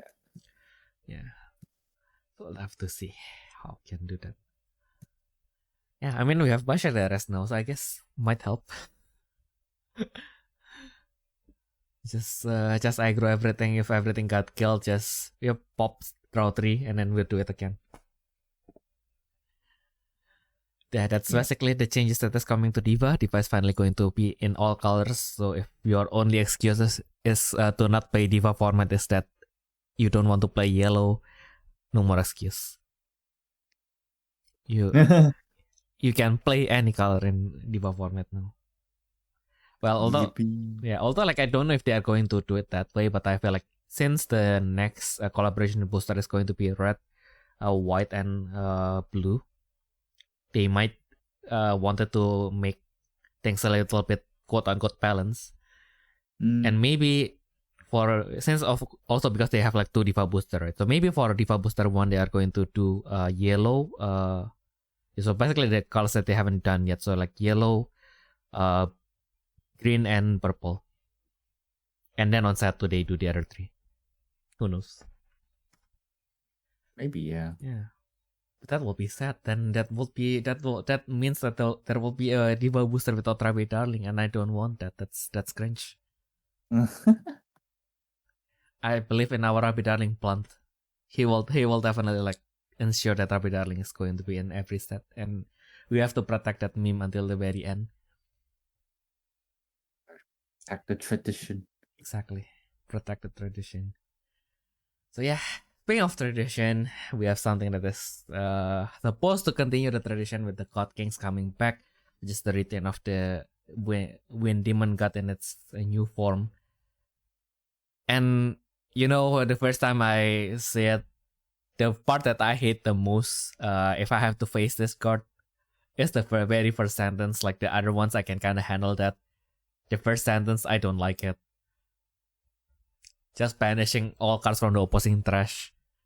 Ban this card. ban. This is just personal. This is not a technical analysis. This is just an emotional analysis. I see that one card. I say that one sentence. I hate it. I want it banned. No, just kidding. Yeah, fair enough. Yeah, it is a happy meal too. Not gonna lie. You have 5 cost, 3 reduction of any colors. By the way, when it is summoned, you already banish all cards from the opposing trash, and then if you successfully banish, which let's face it, unless you are facing against very specific decks that has like the trash protection, it's definitely going to happen. You can send 6 cards from opposing Grandwalker Nexus to the void. So, in which usually with Grandwalker Nexus, you do core charge, so you do have some cards in the trash, so you would be able to target their Grandwalker Nexus. So it kind of checks out. Maybe after we kind of move on, might not be as major, but still like the Brave effect is still very strong, so I guess like it will still stay. But then again, I was like thinking like, I don't like this because it banishes my trash, and like most of the decks that I play with now has like plays with trash. But like then again, I was like, yeah, if I play Parvati, like yeah, I guess like I do play with my trash, but like for the most part, I just need that one card. So like, it's not that it's not going to hinder me, but like yeah, I guess like I was like being too harsh on it maybe. If I was playing Indra, yeah, it will probably be a problem. But again, for the most part, if you're playing against Turbo, then I'll just aggro them back. Why not? Yeah, but still, it's as I have mentioned earlier, the Wind Brave effect is a very much a happy meal. It can brave to any cost 4 or higher. It will give you a burst lock on attack, which is already it's literally a universal burst lock. That's Yeah. crazy. That's already very strong. And yeah, that's I guess this is also an imaginate card, so I might have to get this as well. Because on top of that, if you if it has double drive because it's a double drive demon god. So like if the 2 cards on the side of this Imagine Brave is a Gale contract or a God King card, and your counter 6 or more, then the opponent cannot use cards from the hand. Wow. I don't know how I'm going to increase my counter in Imagine It, but we have Mauchu. We just Brave to Mauchu on it, and yeah, all the other day. Of course, like Imagine It. It's I don't know. It's like it's definitely not designed for no. imagining. Yeah, it's definitely for Gil Phoenix. Yeah. If anything, I feel like Sever Turbo might be able to make a comeback. Who knows? Wait, what can? The Sever Turbo, the Gil Phoenix Sever. So basically, just get Sever out as soon as possible. Brave it to Super Demon God. Yeah, and then because like now you have 3 Super Demon God, and then you have 3. What is that? So like the Absolute Wind Demon God, I think. Yeah. So like basically you have 6 cards that can lock the opposing hand. Like why not? I guess you can play, and then you have Mulligan. And even if you want to play with as a kind of hybrid with like the Gale contract, like Rebel can refresh your hand anyway. Like I think like at the very least you will be playing at least like 12 like Pandaris card anyway. So like I can refresh my hand anytime. I can just draw my Sever. Don't have my Gadarla, I'll just draw it. You know what's even funnier? Like in the lore, the green banner is the one that contract with Dan. Oh. So like people is like, you again. Yeah. Oh yeah, exactly. Everything you touch become meta. Yeah. Except for Hades was meta when it came outside. I don't know what they're saying here. And Hades contracted with Dan, didn't it? Yeah. Yeah, so that's Hermes' problem. Hermes didn't form a formal contract with Dan. It's just a temporary contract. That's why. That's why he suck. Well, not really, but yeah. It's just that he didn't make it into the meta. The deck itself, like as usual, we can say that the deck doesn't get into the meta, and then you face it and you're like, oh fuck, I never have this matchup. I don't know what to do. How is he like? Why is everything exhausted? Why is everything in my open zone and I cannot take them out? What the fuck?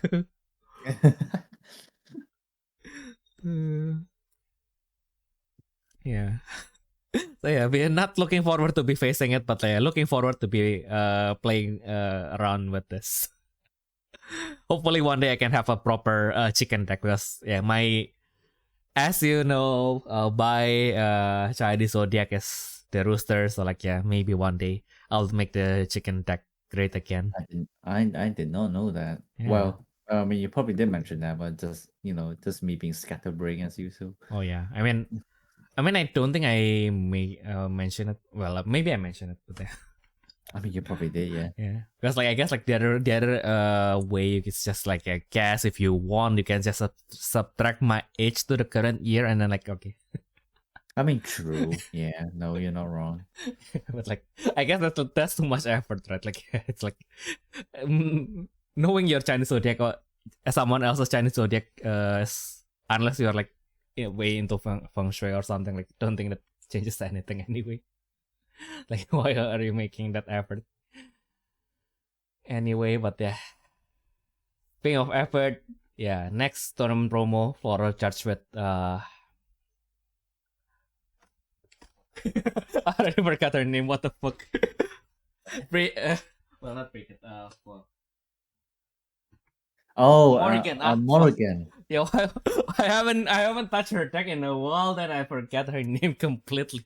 I have to, like because I have my deck on a clear box and behind me I have to pick on my Bijujuyo, the ultra manifest one, and I have to look at like the manifest condition and like Morrigan. Oh, finally I remembered. Jesus Christ! But yeah, very good Morrigan. Yeah, kind of want this though. This one is actually neat. It's cute. Yeah. Still have to get the briquette one. True. I'm obsessed with Bricket, man. But that's also a problem. Bricket is cute as well. Yeah. Cute girl, zippy. You know, right? But yeah. Hey, the problem with Bricket is I like Bricket. I didn't like the rest of the deck. Yeah. I actually quite enjoy Bridget. Is that so? I don't know. Yeah. I mean, it's just me. Mm-mm. I mean, I guess it maybe just me being simple brain recently. I don't know. I mean, I don't know. I haven't played the deck, right? But aesthetic alone, yeah, I do. Aesthetic alone, I feel like it's it's just a bad ice princess, isn't it? So it's like, yeah, I guess. It was like in a way, like some of them are actually kind of cool, like the hooded one. Like I kind of find her like looks kind of cool, but like the other ones are like, feels like they wasn't sure like where to go aesthetically, and like feels like kind of all over the place in a way. But yeah, maybe that's just me. Maybe I was just a hate. Maybe I am just a hater. I think you're just a hater. Yeah. Yeah, maybe I need to start trying the deck, and maybe because like sometimes as a decision player you might not like the art at all, but like you fuck with the mechanics and then you just I just prefer this. I just prefer to play with this. I forgot that this is an actual game that you play.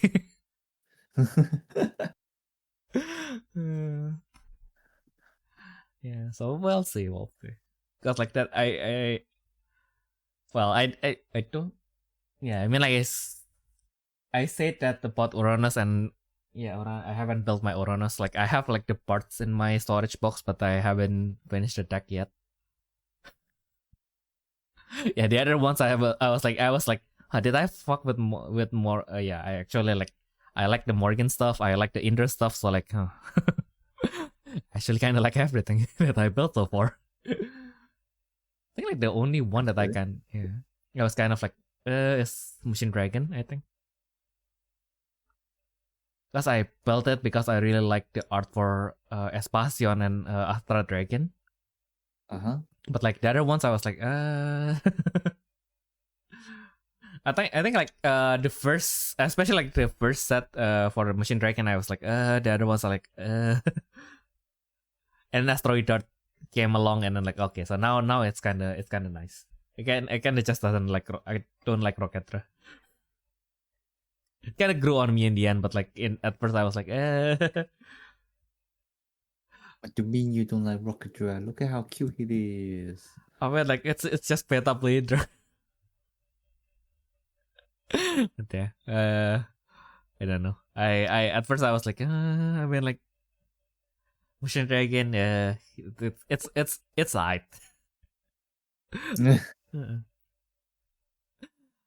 Yeah, I mean, to be fair, in terms of game mechanic though, Machine Dragon is kind of bad. Oh yeah.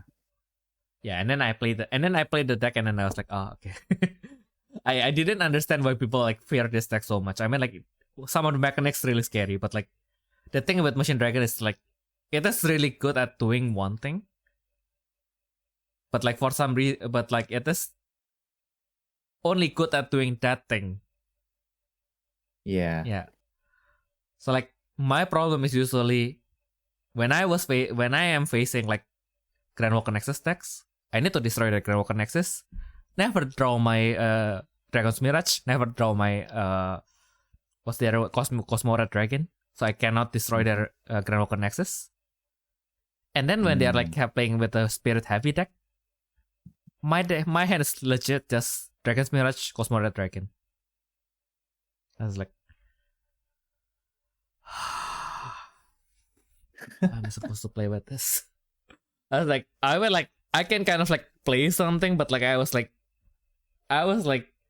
have like all these cards in my hand that I cannot play, and then like, yeah, it's just like I have like 7 cards in my hand. Nothing does anything because like my opponent doesn't have things that it can destroy. And then basically like until like Astral Dragon comes out, like especially after Red World was banned, but before that it was just basically just get your Espacion as fast as possible, deploy your Red World, flip Red World, attack with Espacion, 2-1 done, 2-1 done, 2-1 done. But now with Red World gone, like Red World at 1, basically you just wait forever until you can draw your Astra Dragon. Until then, it's not doing anything. And even when your Astra Dragon is out with the current PP inflation, I tried it out and I was like 15k. I can destroy one stuff. Like this was scary. Astra Dragon was scary. It's not doing anything now. Probably my mistake. I probably should have played from count draw. I think like I didn't even put count draw inside my deck. I think that's probably my first mistake.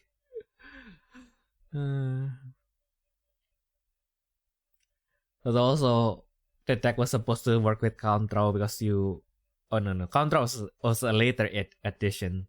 But also like the problem with count draw is like, yeah, so basically also the problem is that what was it again? It kind of awkward. The timing where you will set your counter will be kind of awkward. I guess then also because you might want to use it to draw, because it's a draw spell at the end of the day. And then like control. Yeah, control, the one from PS60. So like because it's on Mirage, it increases your BP destruction limit by 1,000 for each of your counter, right? Oh. Yeah. Okay. Well, I literally forgot about that card, Lamau. Yeah, because like I mean, like even in the end, like even if you do that, like what are you going to do? Probably because I don't have Patigro. I guess like if I have Patigro, maybe it can work. Because like otherwise you do like you increase your counter once, so maybe with grow or something, and then you got +2, and then like you rebirth twice, and then you become 4 counter, and then like yep. So you can destroy up to 19k, and then like yeah, I can still only destroy one stuff. That doesn't change anything. So yeah, that's back to the cooking board. I feel like this past 2 days I have a confession to make, Ayumu. So this past 2 days I've been relapsing. Okay. I've been playing Battle Spirits. I know, very controversial. But yeah, I've been playing Battle Spirits. Because one of our friends wanted to test his deck, so I was like, yeah, might as well. I wanted to try some attacks in Indra as well. Like, why not? And then this one friend, don't know what's about his disposition, but like every time I play with him, even if I win, but especially if I lose, just got me thinking. I'm playing a literal aggro deck, and I was like, huh. What can I put inside the deck to make it run better? Like why am I? Why I never thought of this before, and why do I want to test stuff? No, it's making you think. Exactly, he's making me think. You're no longer with us in the Unga Bunga game. Exactly. I recently played by Indra and doesn't feel like aggro anymore. It feels like it has been poisoned by my mid-range mindset, and it becomes a mid-range deck. No, you're not Unga Bunga anymore. No, it's no longer an Unga Bunga deck. But also I was kind of scarred because like the other day I was playing, I forgot who am I playing against, but like basically it got dragged into like the late game, and then I was like, oh, I literally can't do anything. It's like, I mean, that's just Indra though, isn't it? yeah. Yeah. And I guess yeah, as usual, that got me like those kind of scores is like the one that kind of like skewed my deck building, and I'm like, oh, well, I don't really need it to be going that much, but that long, but like, how do I actually like make sure that I can finish it like earlier, kind of thing. At first, but of course, like as I increase more, I put in more cards. It's like, It didn't do what I intended, but it kind of works, and I kind of like it better. But like it didn't work as what I was intending. Doesn't make me win faster. It just makes me win more consistently in like the turns where I was already supposed to win. Yeah. So yeah, bottom line, thinking for your aggro deck cringe. No, just kidding. I think like in the end I like aggro deck in Battle Spirits. It is kind of like a deck where you kind of have to spend more time thinking in the deck building, but like once you play, I mean like it kind of defeats the point if you have to think about like every single move. Like yeah, you kind of have just to plan it beforehand and then like just execute the plan when you are playing it. Yeah, I mean like it's modern Battle Spirits. You can't just aggro by just putting 5 cards and then like swing with everything. Like you kind of have to gauge like when you can do the swing, kind of thing. And yeah, my and our friend, he kind of got me thinking into like, yeah, what differs like decks kind of like Phaedra and like Indra and Ninja Gale, right? Yeah, because according in his opinion, like decks like with decks that can draw in the main step like Phaedra, like you can kind of like just draw your whole setup, and like basically when you enter your attack step, you already know what you can and what you cannot do, and you can kind of like adjust that what you can and you cannot do depending on your opponent at that stage. So when you enter your attack step, you just attack already with the knowledge on what or well, not knowledge, but with the expectation of what your opponent are going to play against you. And if your opponent does have that, like you already kind of like know how to respond to that kind of thing. But with like decks like Indra and Ninja Gale, like in the end, your resource to attack is kind of like finalized after you declare your first attack. Yeah. It's like of course, like the quote unquote, like they will have more resource to work with, but like you don't know what resource you are going to work with. So like you might not be able to adjust to what your opponent can play against you, pretty much. So yeah, that's kind of like the trade-off. So like you do have like more resource to work with, but like once your opponent has that one board breaker, you might have to it will be an uphill battle, or like you will have to wait. But like with the other decks, it's kind of like okay, so like you kind of have to make more effort on the beginning, but like once you do that, like you should be able to comfortably like strip off your opponents from their defenses and stuff. So that's kind of like a trade-off. That's trade-off for aggro in general, isn't it? Yeah, but yeah, now he got me thinking. Aggro is deep. Now I understand why people play aggro. Yeah, I mean, aggro has always been pretty deep. Yeah. Yeah, I understand it now. You already told me like multiple times, but I was like, yeah. Yeah. But like now that I experienced it myself, like, oh, so this is what Ayumu has been saying to me all this time. It wasn't gibberish. Fuck you.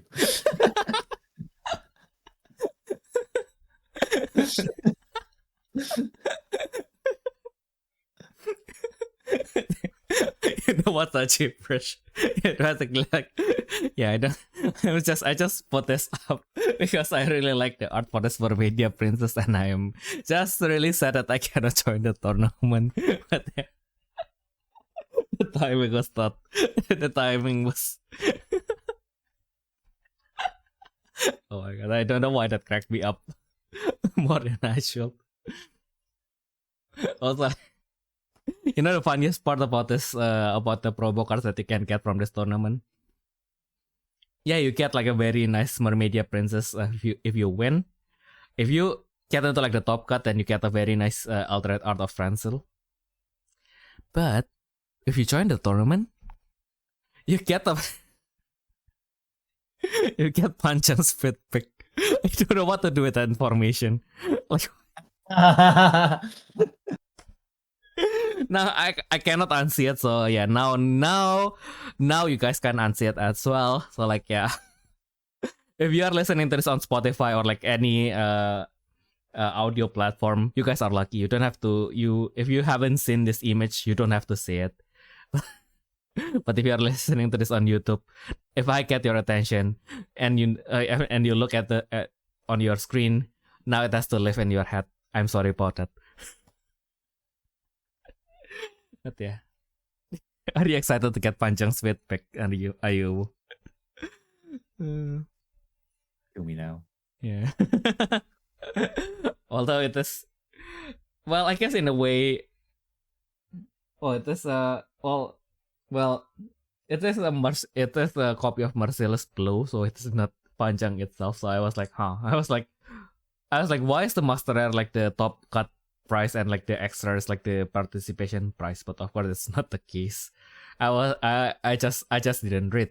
It's not that I cannot read. I just didn't read. I just didn't care enough to read. I was just like, I just focused too much on like the feedback, and I was like, oh, why is it like that? I am definitely not the target market for this. Why were you shown this? But yeah, if only I can join the tournament. I wanted the Media Princess so bad, man. That's so nice. Yeah. If I have an extra budget, I might get a more Media Princess just for collection. Yeah, she's so pretty. And speaking of more events, for if you play Eternal, of course we have the release event for the Radiance of Eternal Emperor as well. And lo and behold, of course, like when they brought Mauchu back, the topic of the conversation is of course about the fake God King, Kadarla and Suitachi. Yeah. So yeah, you don't even need to look for them anymore. They will just give you if you join the release event. Everything is sorted now. You can just play the Mauchu Kadarla in their fullest glory now. And if you don't know, the combo is basically because for God King decks, you basically the engine is because Mauchu is a cost to spirit that can seal pretty early. You just set on Gardarla, you summon Mauchu, use his effect to seal, and then now because you sealed, you can activate Gardarla, and you can Corpus 3, and with Mauchu X, you get 1 core into the trash as well. That means you get like 4 cores in by just summoning 1 Mauchu, which is pretty nuts. Set going. Good old classic combo, isn't it? Exactly. Don't fix what is not broken, they say. Is it a 2-card combo that they cannot be searched? Yeah, but the 4 cores. Do you want the 4 cores or not? No, exactly. Yeah, it's a 4 cores with 2 costs. I'm willing to risk that. Also, like alternatively now, like previously they played this one other promo card, which is the fake God King. No, actually like, these two are ancient God King, not fake God King. The fake God King is the Mikegami, which is the cat. Because like if you don't know the lore, like why is like there are 12 animals that are invited to this banquet to become like the divine animals that becomes the Chinese zodiacs. So like the 12th animal was supposed to be the cat. But of course the rat tricked the cat, so the cat didn't come, got lost, and he cannot join the banquet, and the rat joined in his stead. That's why we have the rat zodiac and not the cat zodiac. And Mikegami is basically the cat that failed to become the true God King. So yeah.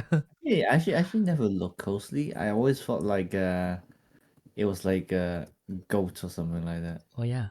Actually, I just knew because I read the wiki the other day, and then like the trivia part is like, yeah, so this guy is the cat that failed to be the God King, and like that's why he hates Mauchu with all his being, and always try to kill Mauchu whenever he can. I was like, oh. So yeah, Valid. Exactly. Valid hate. Valid crash out, to be fair. Very valid crash out indeed.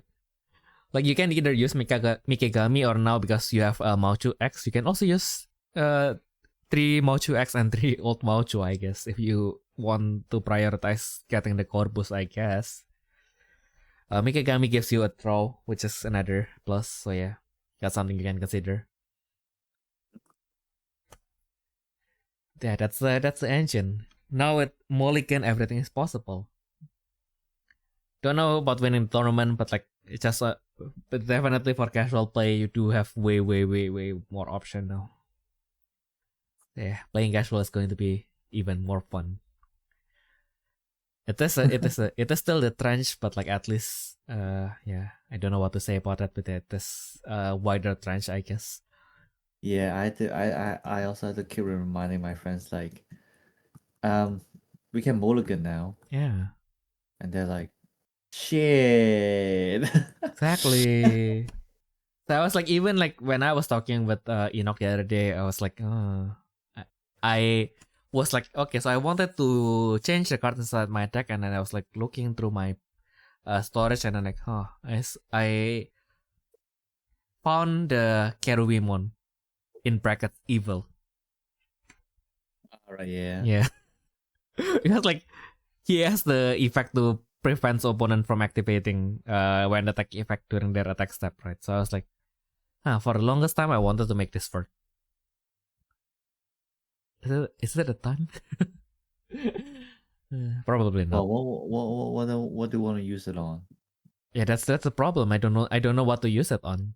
I just wanted to use it somewhere, and I was like, because like the problem is like, okay, so you lock the when attack effect, and then they just use the when summon effect to destroy Cherubimon in brackets evil. And it's like, do I just then put like the anti when summon effect nexuses? So like, yeah, now I can prevent when attack and when summon, and probably with the blue relic when advent as well. But I was like, so what's my win content? So far I have thought about like how to not allow my opponent to do something, but like, but what if they do? What if I was able to like set up everything, and then what do I do? Yeah, I mean it is Battles with after all, yeah. Yeah. I was like, yeah. I mean, like, I mean, like, yeah. I mean, like, I guess that means like you can kind of like just set up the lockdown and then like use some sort of other win con. But like then again, the argument is like, if you have the win con, like, what do you even need the lockdown? And also like this deck will probably not perform well in tournaments, so this is going to be like fun deck. But like, do you even want to use like a lockdown deck against your opponent for fun? Probably not. Exactly. Like, I guess like if that's your idea of fun, I can't really relate to that. Because like, have I told you? Because like I have like an old friend. Like he's a very nice guy, by the way. Like just to give him credit, like he's a very nice guy. When we are like talking, he's a very cautious. Like he is like very like overall he's a very pleasant person. Like for some reason, man. Like when we play Vanguard, he made this deck that is specifically just you can't. I'm not planning to win. I just don't want you to do anything. So in the end, he lost because I just hit him continuously, but I cannot use any of my effects. And he's like purposefully not killing me. And then I think like he died from deck out because like his Vanguard kept on attacking, but like he kept on attacking my rear guard. And I cannot call anything. And basically like in the end he checks more cards than I do. And even when I don't have any rear guard, he just, I'll end my turn. And I was like, you could have won. I don't have anything to guard. And then like he just ended his turn. And then like I hit and then like I won and it didn't feel good. I was like, why did you do this to me? We are playing for fun. This is your idea of fun. Like, all other aspect of you are like very good, but like why is this like one aspect of you is like why are you doing this? I cannot process this because like I don't have to win every time, but I feel like for trading card games, because it is kind of like a competitive thing, I feel like it is most fun when both players are like striving to win. Like even though of course like one player has to lose, but like when I feel like the charm is like when we are both like making the effort to win. So like when my opponent is like, yep, I'm not making an effort to win, I just want to make your life miserable, I was like, I can't relate to that. Like we are playing two different games right now, and I prefer to not play that game. Okay. Yeah. Have I mentioned how like in Pokemon I've been wanting to play a deck, but because like after a set release, you have like weeks before the set becomes legal to play. And so for those 2 weeks, I just play control decks that doesn't allow people to play. And like literally my whole idea during those 2 weeks was if I can't play my new cards, no one can play the game. and then I'm literally known as like the control guy now.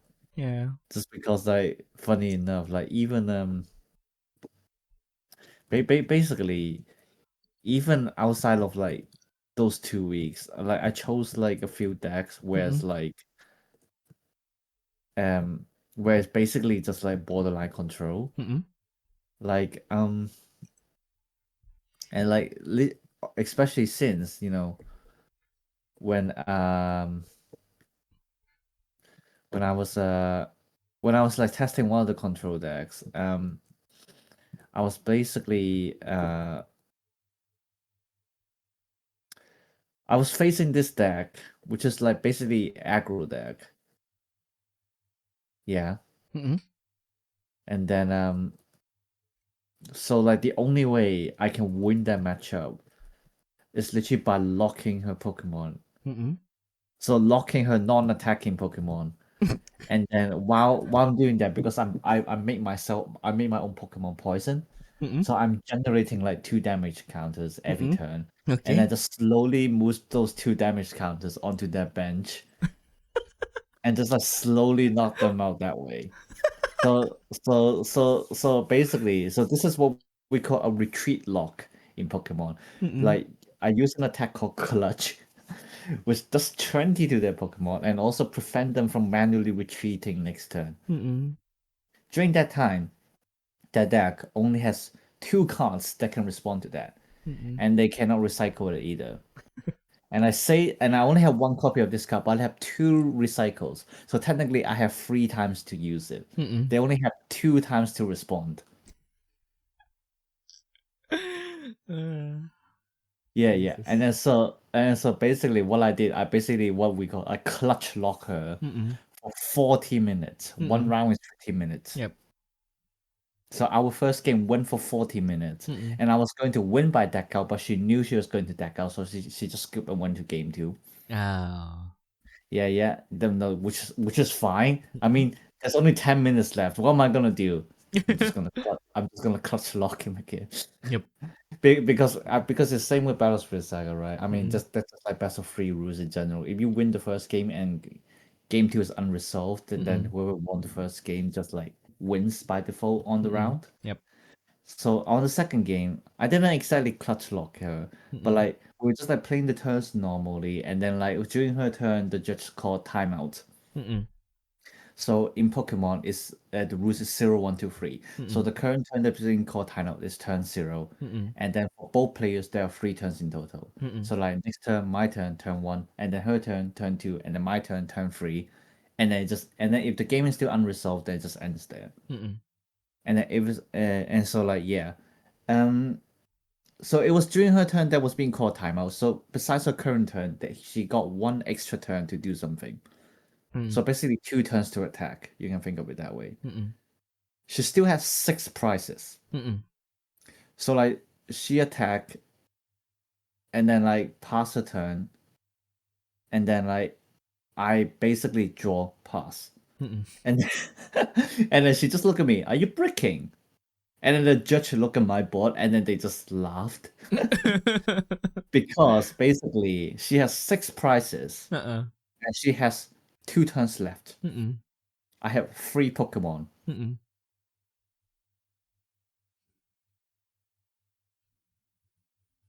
That means she cannot win game 2 at all. And then she fought for, and then she literally couldn't understand, and then like they just tell her.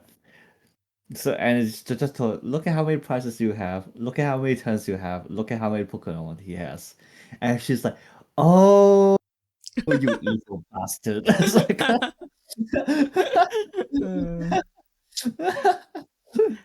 yeah. But I think like the bottom line is still you're still trying to win in the end, right? Like yeah, that one I can still get by. Yeah. Yes. Like I only had to do that because like that was literally the only way to win that matchup. Oh Yeah, I mean, for those who actually play Pokemon, it was Golden Go versus Absol. Yeah. Oh my goodness. Yeah, I feel like in the end, like yeah, even sometimes I do relapse and play Master Duel again. Like I still don't like playing against Floodgate, because I'm just playing casually, right? It's like I don't like let me do my combo, man. They didn't even really do anything. It's just someone's big monster and I punch with it.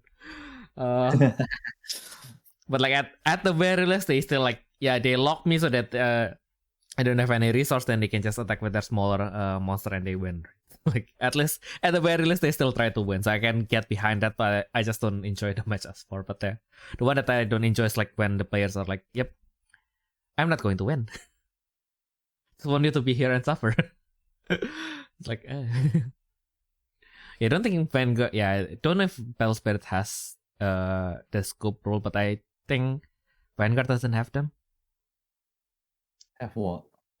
So you cannot scoop. Oh. Pretty sure Vanguard has it, no? Yeah, I don't know.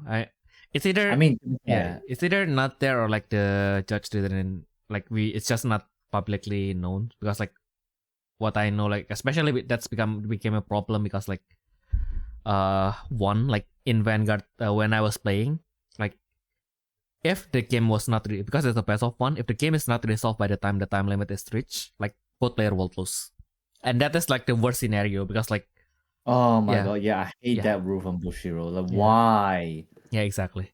Because your Where's point the will be like tiebreaker? grind to the ground. Yes, yeah. So your point will be like really bad. Like you losing, if your opponent kept on winning, like you losing is like way better than like the double loss. Like I wouldn't go into double loss unless I really the other guy was like really unpleasant. Then yep, might as well we fall together. Otherwise, I will like make an effort so that at least I lose. But like because I don't think that's I think like it's either they don't have an option to scoop, or like we kind of like confuse it with like the one of the rules for like the unsportsmanship conduct, in which like you cannot fix the result of the match.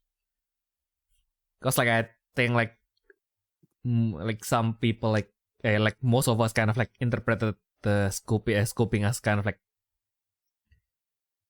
fixing the result of the match kind of thing. So like yeah, like we don't really I mean like if we know like the other guy like really well, and like yeah, we just like know that they might be better at if we scoop, then yeah, I guess like yeah, I mean like we know each other, like I know you wouldn't snitch on me, like we know that this doesn't make sense, like this kind of contradiction doesn't make sense, like yeah.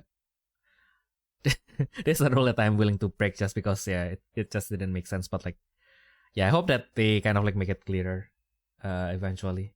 Yeah, because like yeah, I mean like it sucks, like you do in the end, like it's Vanguard, like you never know, like even though the game state is kind of like skewed to one player, like you never know like how it can be skewed to the other side. So like it can be really hard to kind of like scoop, because especially also because there's a best of one. So like if you scoop, then you basically just lost like all the points for that round. So like, but again, like double loss is like way worse. So like yeah, I think I just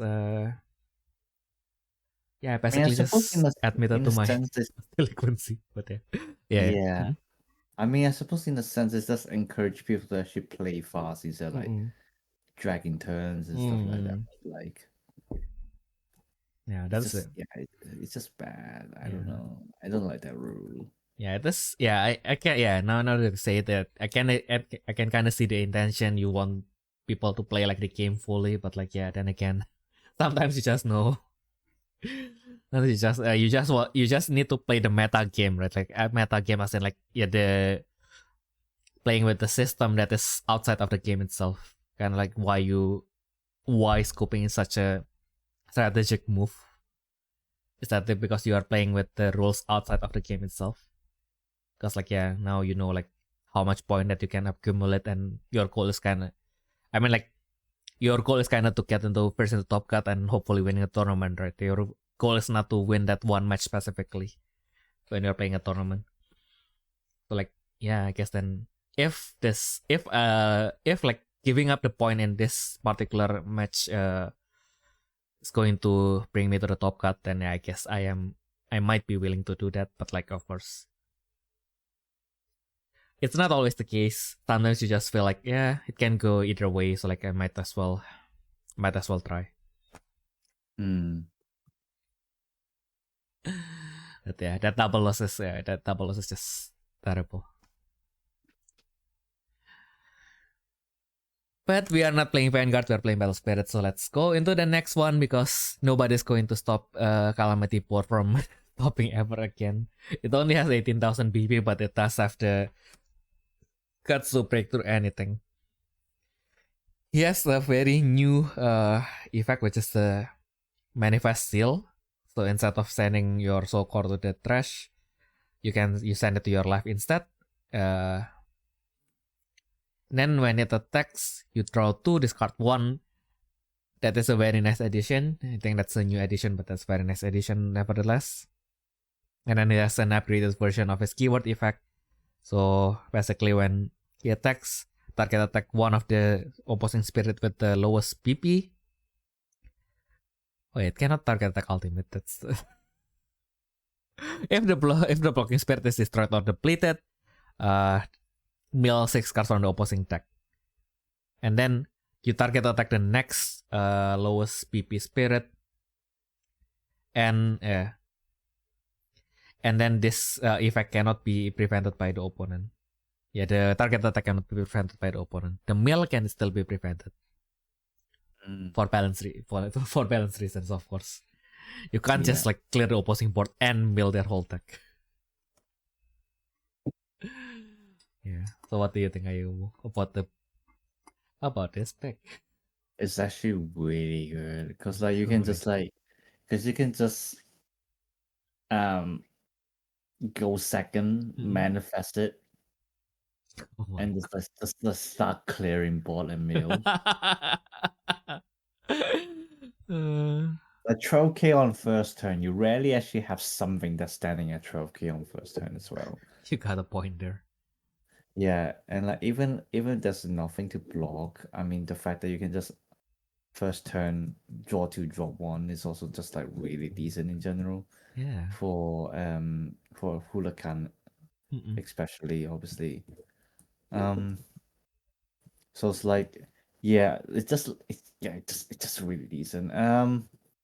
There's also, I mean, to be fair, like the whole reason why it doesn't target ultimate is because obviously the force to block effect is mandatory. Which means if we can also include ultimates, it's just gonna crash itself. True. Because obviously most ultimates will have higher BP than he does. So like it makes sense why it doesn't target ultimates. I mean, to be fair, with Huracan you have other ways to respond to ultimates anyway, so it's not the worst. Fair enough. So yeah, I just really like this guy. It's like they basically just like turning Huracan into like another mill deck, especially since like in the same set, there's gonna be another card where it's like you can build 10 or something like that. Exactly. When opposing spirit is destroyed or whatever, and obviously you have like the classic wrist crash, which actually can has its full use now because you're sealing in Huracan. Oh.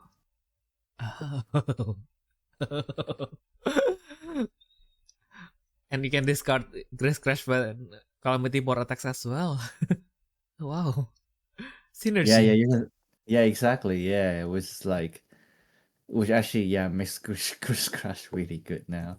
Oh my god. Because obviously Gris Crash also mills on attack, I think. Mm-mm. I mean, to be fair, literally no one cares about the second attack. On attack mill 7, and when you mill any magic card, destroy and also spirit the higher cost, which is actually really good. Uh-uh. Oh. Like even by today's standard, I feel like Mm-mm. Yeah, and not to mention you Corpus 1 as well. by the manifest, I mean, but yeah. Technically, yeah. So like, I mean, it's definitely like a max stream to that. You just want to see on the first turn as well. Mm-mm. Yeah, it's going to be very nice, and he looks very happy to be back as well. Yeah, I like his energy. It looks very happy. It's ready to destroy everything. Yeah, pulverize everything. And you see who else is ready? Dark Luminous is back as Neo Dark Luminous. Yippee! Oh my god, they actually like I actually love this card. It's Mm-hmm. like I've seen that a lot of people saying that it's like shit or something like that. Yep. But then like my thought is like, I mean, isn't that exactly what they want? Mm-hmm. Because obviously you have Hades Disaster, which Mm-hmm. when you use from trash, you can destroy anything with 4 costs or less. Mm-hmm. It cannot be prevented. Mm-hmm. And so like one of the biggest struggles for Hades is that it cannot destroy anything with 5 cores or more basically. Mm-hmm. So like this card is literally perfect. Mm-hmm. I absolutely love it. I don't know why people don't like it, to be fair. I mean, maybe I'm playing the game wrong. I don't know, but you know. I guess also there's a problem of like you have like the previous patch of like the Ultra Manifest, so you can have something to compare it to, and then you see like how Ares is like so game changing for next in a very intuitive way, right? It's like it kind of increases your attack and like allows you to like deploy Ares again and so on and so on. And kind of like the way Ares's Ultra Manifest kind of like changes next is way more intuitive, but with this guy I think like it is way more subtle. Yeah, but I think it makes sense, right? Because Yeah. like Nyx, especially since like with like the decks being more powerful, with the new decks being more powerful, like Nyx's original win condition is no longer exactly viable. Mm-mm. But like it's different with Hades, which um like its win condition is still very much playable. Mm-mm. It's very solid. Like if you can get into it, you Oh just yeah. like you just win, right? Mm-mm. Which is like different to like but like the problem of Hades is that you have to um grind until that point. Mm-mm. And that is the problem because as I said, in order to survive, you need like you probably need to use things like diamond wands, like that. You need to remove the spirits. But if you can't remove anything with 5 cores or more, then you're just dead. Yeah. And also like the fact that you get this card, I think it actually helps quite a bit. I mean, granted, it doesn't need 10 counters or more. So I suppose like the argument is like if you reach that point, you don't even need it, Mm-mm. which I suppose is why people don't like it. Mm-mm.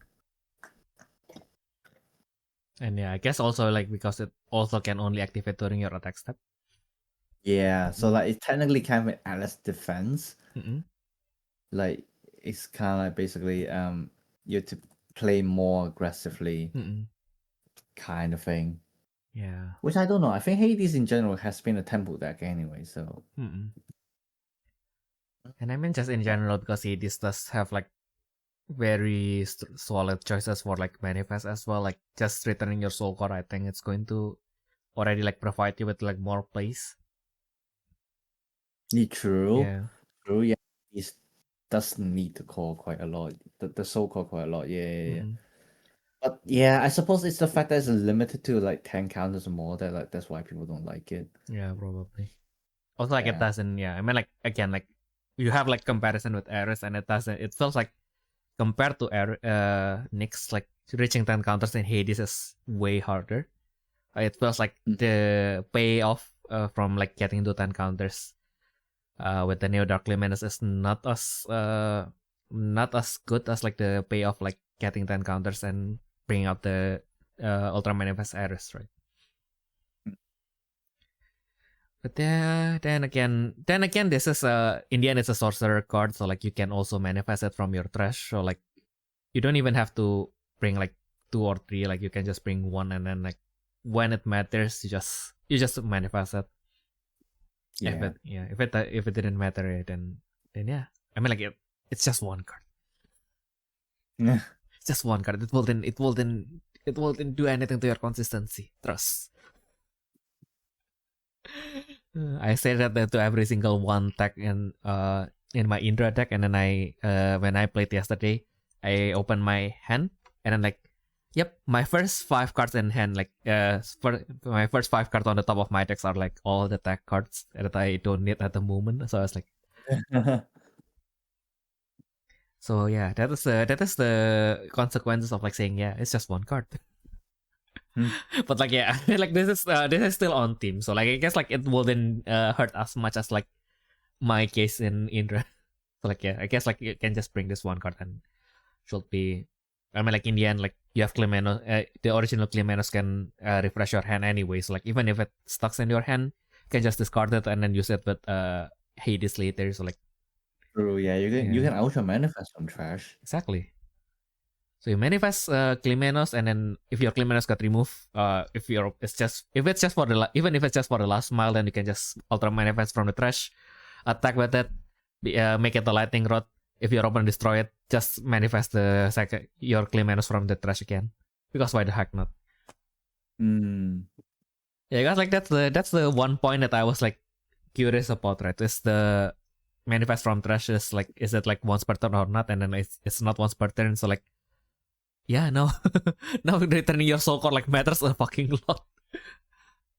That's like, yeah, the moment your Hades reaches level 2, it's like, yep, now you have access to all manifest in your trash twice, everything. It's like, yeah, even if the Neo Dark Luminous like may sound like lackluster there,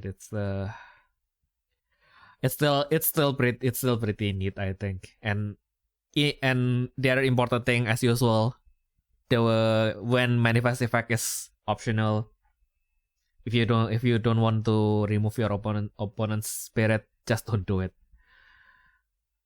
Yeah, so that's another neat thing about it. You don't have to destroy anything, because like as you play more battle spirits, like sometimes you realize that removing your opponent's spirit is not everything. Yeah. And of course, after the god of death, we have the goddess of love and mercy. You see, even her flavor text say that, yeah, may the world be at peace. which is pretty ironic. I know. Which is pretty ironic. We have a card that has a double symbol, so it deals more damage. That is like from raw stats that's already saying things. Yeah. This is a pretty interesting card. I actually really like it. Yeah, I mean like it is definitely turned intuitive. It is like yellow in its purest form. Like you really have to read it like a lot. You have to talk with your friends, and then like once you get like the conversation going, and then like oh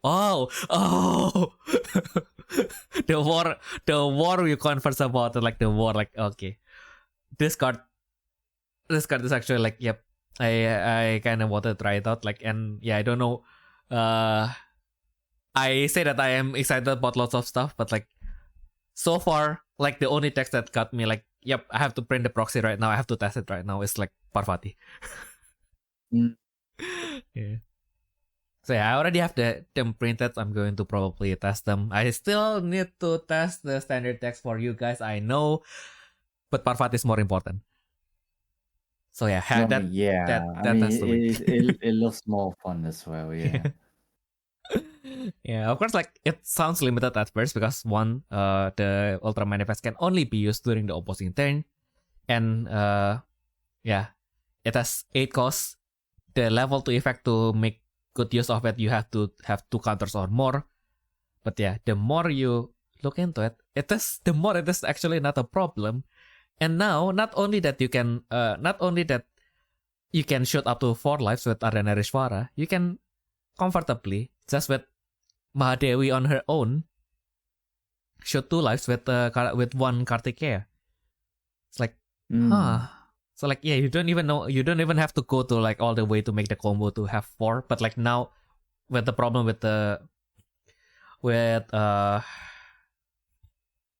Aryanarishvara is basically you kind of have to have all this when summon effect, blah blah. So you have all this window for your opponent to kind of interact, and you shoot lives 1 life twice. So that's another window where your opponent can interact with your cards. But like with Mahadevi, basically you just discard all of that.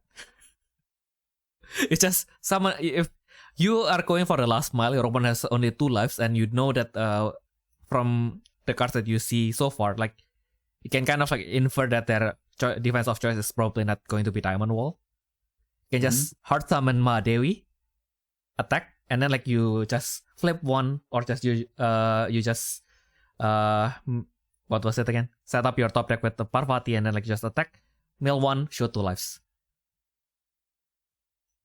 Which is, yeah, that's the more you think about it, it's like, yeah, by that alone, that's already like completes what the deck could have done. Of course, like, yeah, unlike the other avatar like Durga and Aryanarishvara, you don't have the speed in which like you can just summon it willy-nilly. But like, yeah, still, this is, yeah, I really, yeah, the more I look at it, the more I like it. Especially art. I think the argument is like you can just remove Durga now. Yeah. Yeah. But I need to. I mean, I suppose it depends. Like, if you still want to hydro, Durga is better. Yeah. Because obviously, if she's cost for, and you can just summon her straight out. But this one, that kind of asks you to play a little bit slower. Because obviously, it just asks itself to hand, and then like the Ultra Manifest only opposing attack step. And then, like, to be fair, the second problem is also that like the level 2 effect, you need 2 counters. Yes. Which is pretty hard to get in Parvati, actually. Yeah. You have to play hardship now. Yeah, I understand hardship after I played that, but like, I have to play hardship now. It's like, I mean, personally, I already play. To be fair, that was like, no, you don't need harsh. No, you don't need hardship because like, you just play like the new Ducky, and then obviously you got yeah, you have Chandi as well. Chandi, and then obviously you got Ambika Revival. So like, it's not the worst. I mean, you're supposed to use Mahadevi for Mahadevi for end game anyway. But at that point, you should be able to get 2 counters. I feel like. Yeah. Also, I guess like with all the new, what was it again? With all the new cards that they have included in the set, they kind of wanted us to kind of like focus more into like getting into the getting the damage in, instead of like having more options like in the past with like Shaco and stuff. So like just to, which allows you to heal 1 instead. Like now just go all in, lock in, destroy their lives. Yeah. Now if you take that out of context, that sounds bad, but yeah. Lives in Battle Spirit is the basically that's the resource that you need to from your opponent, you need to destroy so that you can win the game. It is not their literal life, so don't worry about that. If you are playing yellow, that's also your resource. Kind of like all the new cards for Parvati so far. Only card that is a little bit, I still don't know if I wanted to play it, but I am going to test it, is probably the Parrot. Parrot? Yeah, the Parrot. What does the Parrot do? I can't remember. It's a manifest without counter condition, and it gives you a draw. It's a cost 4, so yeah. Okay, I see. Yeah. Yeah, that one might not have enough space. Yeah. Yeah, that was a little bit awkward, but yeah, I guess like one of our friends said that the main point is it gives you one core, so like you don't. It's for like maybe if you get it on like turn one, your very turn one, then it kind of has a value because then you could just set up Parvati, manifest it, then you probably wouldn't attack at this point, so like you just end your turn with like one more course, I think. I guess. I can see the argument. Yeah, I can see that. Yeah. I can kind of understand the argument because like, I think like that one is I did. Why did I not save everything and why did I not have it on my side? Yeah, I think like it is a little bit easier to summon as well. I'm already opening the page, so might as well look for it. This is the lizard. Yeah. On the contrary, okay, so it's during your turn. Okay, so that's actually like the good part. So like it's during your turn, so it's this. You don't have to wait until the attack step like you do with Chandi. But of course, like the trade-off is you don't get the extra counter. Yeah. Yeah, and then I guess you also get the extra effect of like removing opposing cores from opposing Grand Local Nexus, but you need 3 cores on it as opposed to 2 on like the Indra one. Otherwise, it's probably going to be too strong, I guess. Yeah, probably most important part is just when manifest or attacks once per turn, draw 1 card from the bottom. Okay, I see. Yeah. Just more draws. More draws. Yeah. More draws than the Fair purpose. enough. Yeah. Yeah, actually, like speaking of Indra, like don't put. Of course, we don't have the extra for Indra yet, so I don't know how it's going to play out. But like so far, I saw like the new cards, and it feels like, I feel like they are like trying to give you like an alternative playstyle, and it's not the one that I want to achieve. So like yeah, going to wait for the extra. Otherwise, I guess like my deck will probably stay the same for now. Fair enough. Yeah. Yeah. Because like I don't feel like it's kind of awkward. Like the most that I can think of is like the cost 4 that can go back to your hand at the end of the battle. But like even then, it's like, when would I need this? I guess like the argument is that I guess like you can kind of like just summon it like continuously if you have Vajra Worm, but also like the problem is you have to have Vajra Worm for it to actually do something. Mm-hmm. I mean, like you can also like retain one opposing spirit or ultimate at the bottom, but kind of have to Indra to do that. So like that's another thing. So like it asks too much, and it actually gives you a lot, but like you don't need that much. Actually, it's kind of like an overkill for an aggro deck. Don't know. Yeah, so far it feels like the cost 2. It is going to be removed as soon as it wouldn't see like the light of the day. I think too small. And then like the other guy is just like returning more stuff into the bottom. So like, no. No. Yeah. So looking forward to the Parvati, the new Parvati deck. I kind of wanted to open the box now, so if they have a secret for this one, I don't know. I'll probably bring a two off, and then now I kind of also, Now I was like thinking of like other way like how it can possibly be quote unquote like have more use, because like as we have established, like it's already good enough. Like we forgot to mention that when she did manifest, she can end the current battle. So of course it's not the whole attack step, but like still you basically like shut down the whole flash timing. It's like if your opponent only has one spirit, so in which like some decks like, or it's their last spirit that they attack with, so you basically just shut down their flash timing, and then like now they have to end their attack step, quote unquote, without you ending their attack step outright. And also, like, there are some deck types where you basically just put everything into one spirit and then like just attack with it and end your opponent in that one attack, and then basically then you can kind of just Ultra Manifest end the battle. You don't do that. But if you can afford like that one more flash timing, actually the other thing is one of the main defense for Parvati is of course Floret Battle.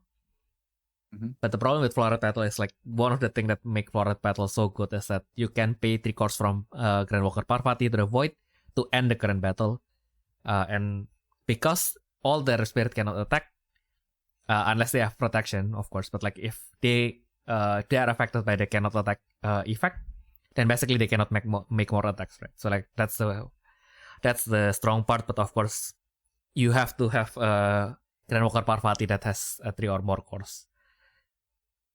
So basically, Mahadevi can kind of cover that. So basically, so if you can afford that one extra flash timing, you just use Floret Battle, use your Soul Core to pay, and then you use the Soul Core to Ultra Manifest Mahadevi, and then like you end the current battle. Now you get like the same effect with 3 less cores from Parvati,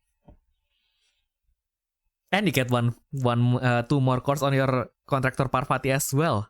What a deal! Yeah. So that's a side thing. I mean, like, yeah, yellow. One of like with yellow, like it always feel like how you end one single battle. Like what would that do? And then like you see Grand Draconic Arthur, you see finishing dance, and then like you see how turn ending these cards can be, and then like, oh my goodness, it matters a lot. I was wrong all this time. God damn, that's actually really strong. Well, depending on the situation, of course, but like on the right situation, and also like this card is like highly searchable in Parvati because like one with her effect, if you discard her with a Mirage effect, it is cost 4, you add it to your hand, so that is one way to search. You do have your it does have Hunter Piece and the Concluser, so you can search it with Ganga, you can search it with Himeko. Don't know if I will still play Himeko. We'll have to see later. But yeah, anyway, I was trying to take out all my cost 3 somehow, but we'll see. Maybe I'll keep them. Maybe I'll take them out. But that's part of the testing. But yeah, anyway, that's already like 2 ways to search for it, and then of course you can draw it normally. It is a Hunter Piece, so you can salvage it with Kartikeya as well. Yeah, lots of ways to look for it. Lots of ways to get into your hand, and it is basically like it has dual function, so it just didn't end the battle and do nothing afterwards. Like again, like if you can somehow like activate it at the right time and end your opponent's attack step on the next turn, if you have Kartikeya set, you can just attack and shoot too. So yeah. Well, I mean, I suppose the whole point is you combo with Floorlight Petal, right? Yeah. You use Floorlight Petal first, and then you just end the current battle, and then they can't do anything. Exactly.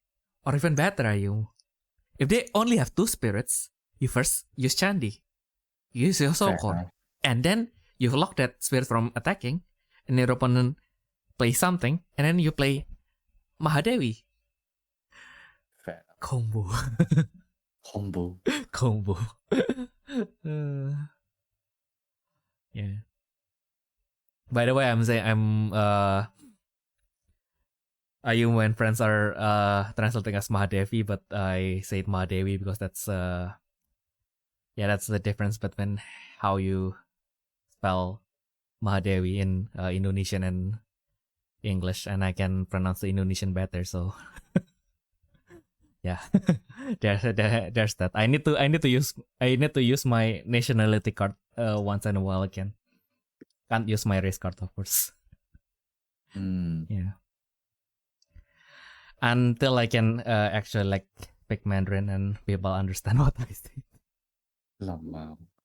Because I told you, like, because I have like Chinese classmates, and I try to take out like the little Mandarin that I actually have, and I try to just give like a simple greeting, and like they were like, "What the fuck did you just say? Did you just curse my whole family?" I was like, no, I just said hello. Oh, yeah, yep, that didn't work. But yeah, don't know, man. Mahadewi is so pretty. I sometimes like you see like art like this, and oh my goodness, why didn't they do more playmats, man? Yeah, it's definitely missing chance. Well, at least they're actually doing some playmats in standard format. Yeah. So hopefully that applies to Eternal as well. Like I guess like also like the other argument is like sometimes they do this free playmat designs, right? Mhm. And like yeah, well, like I really like this one card or like two of them, but like yeah, now if you want to print it, then you have to print everyone, and then like I was like I don't want this guy though. And like nothing against this guy, but like as something that I wanted to display, like I didn't particularly like this guy enough to want to display it on my wall, kind of thing. Yeah, fair enough. Yeah. Like if only they do like just do one card at a time, maybe. Like yeah, they don't have to sell it. Like they already do like the free mat design anyway. It's just a simple Photoshop in it. I don't know. I like speaking of Photoshop, right? Like the thing that actually like one of my pet peeves that is actually not really that big of a news, but like don't know why, but I saw it and I felt like somewhat angry with the BS76. Maybe I just didn't notice it up until now, but I feel like some of the font for the cost, it was like very it just feels like wrong. Like where was it again? Where's that toll? You know the admin for this is it. Okay. So I got the card. Like I don't know with this I thought it was like, has it always been like this? Like is the 8 was supposed to be that far down? Like I thought something it was supposed to be like more in Oh my god, middle. yeah, you already mentioned this before. Yeah. I mean, maybe. Yeah. This one I think is okay. Yeah, but yeah, with the Mahadevi one, it feels kind of fine. But this one, I don't know why, but like the 4 looks very squeezed. So I was like, Okay, yeah, that one's a weird one. Yeah. I was like very upset when I saw that. I was like, why is it like that? This feels like it's not supposed to be like that. Like yeah, I look at my older cards and yeah, I guess like with the cost, it's always kind of like that. Yeah, it's always kind of like skewed to the bottom, but like yeah, I tried to put it side by side. Yeah, I guess it's also because like the cards are like way bigger in like the preview, but like I also feel like even like comparing with like I feel like it's supposed to be correct, but like it doesn't feel correct. I don't know why. It feels like very squeezed. It just make me very upset. Maybe it has been like that from the very beginning, and I just realized it today. But like, well, not today, but like when this card was revealed. But like, yeah, the moment I realized that, I was just like upset for the rest of the day. I was like, why is that squeeze that disturbs me in like way that I didn't know I could be upset by. Yeah. Enough speaking of like the cost being squeezed as usual. We have been yapping for too long. But if you still have any other questions, comments, or requests, do feel free, as always, to send it to us to our email at therefreshsteppodcast@gmail.com. Or if you're listening to this on YouTube, of course, do feel free to always comment down below. If you miss what I just said, or you think that how I say our email is incomprehensible, it is always available in our description box, so do check it out. yeah, I guess that's that for the yeah. I guess that's for the new for the promotion on the on the message thing, but yeah, now I have my half of my standard stuff, half of them is still not here yet, so yeah, going to cut the proxies after this. Probably if our friends still have time, maybe I'll test it a little bit and continue editing the thing again. Yeah, maybe just stay up until the morning and then go to the immigration afterwards and throw Hail Mary after that. Yippee. Yeah. So yeah, guess finally ran out of steam, so that has been everything that we can share for this week. We hope that you guys have a nice week going forward, and we'll see you all in the next turn. Bye bye.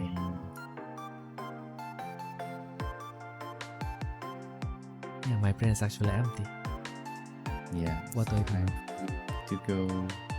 Yeah, I need my medication now.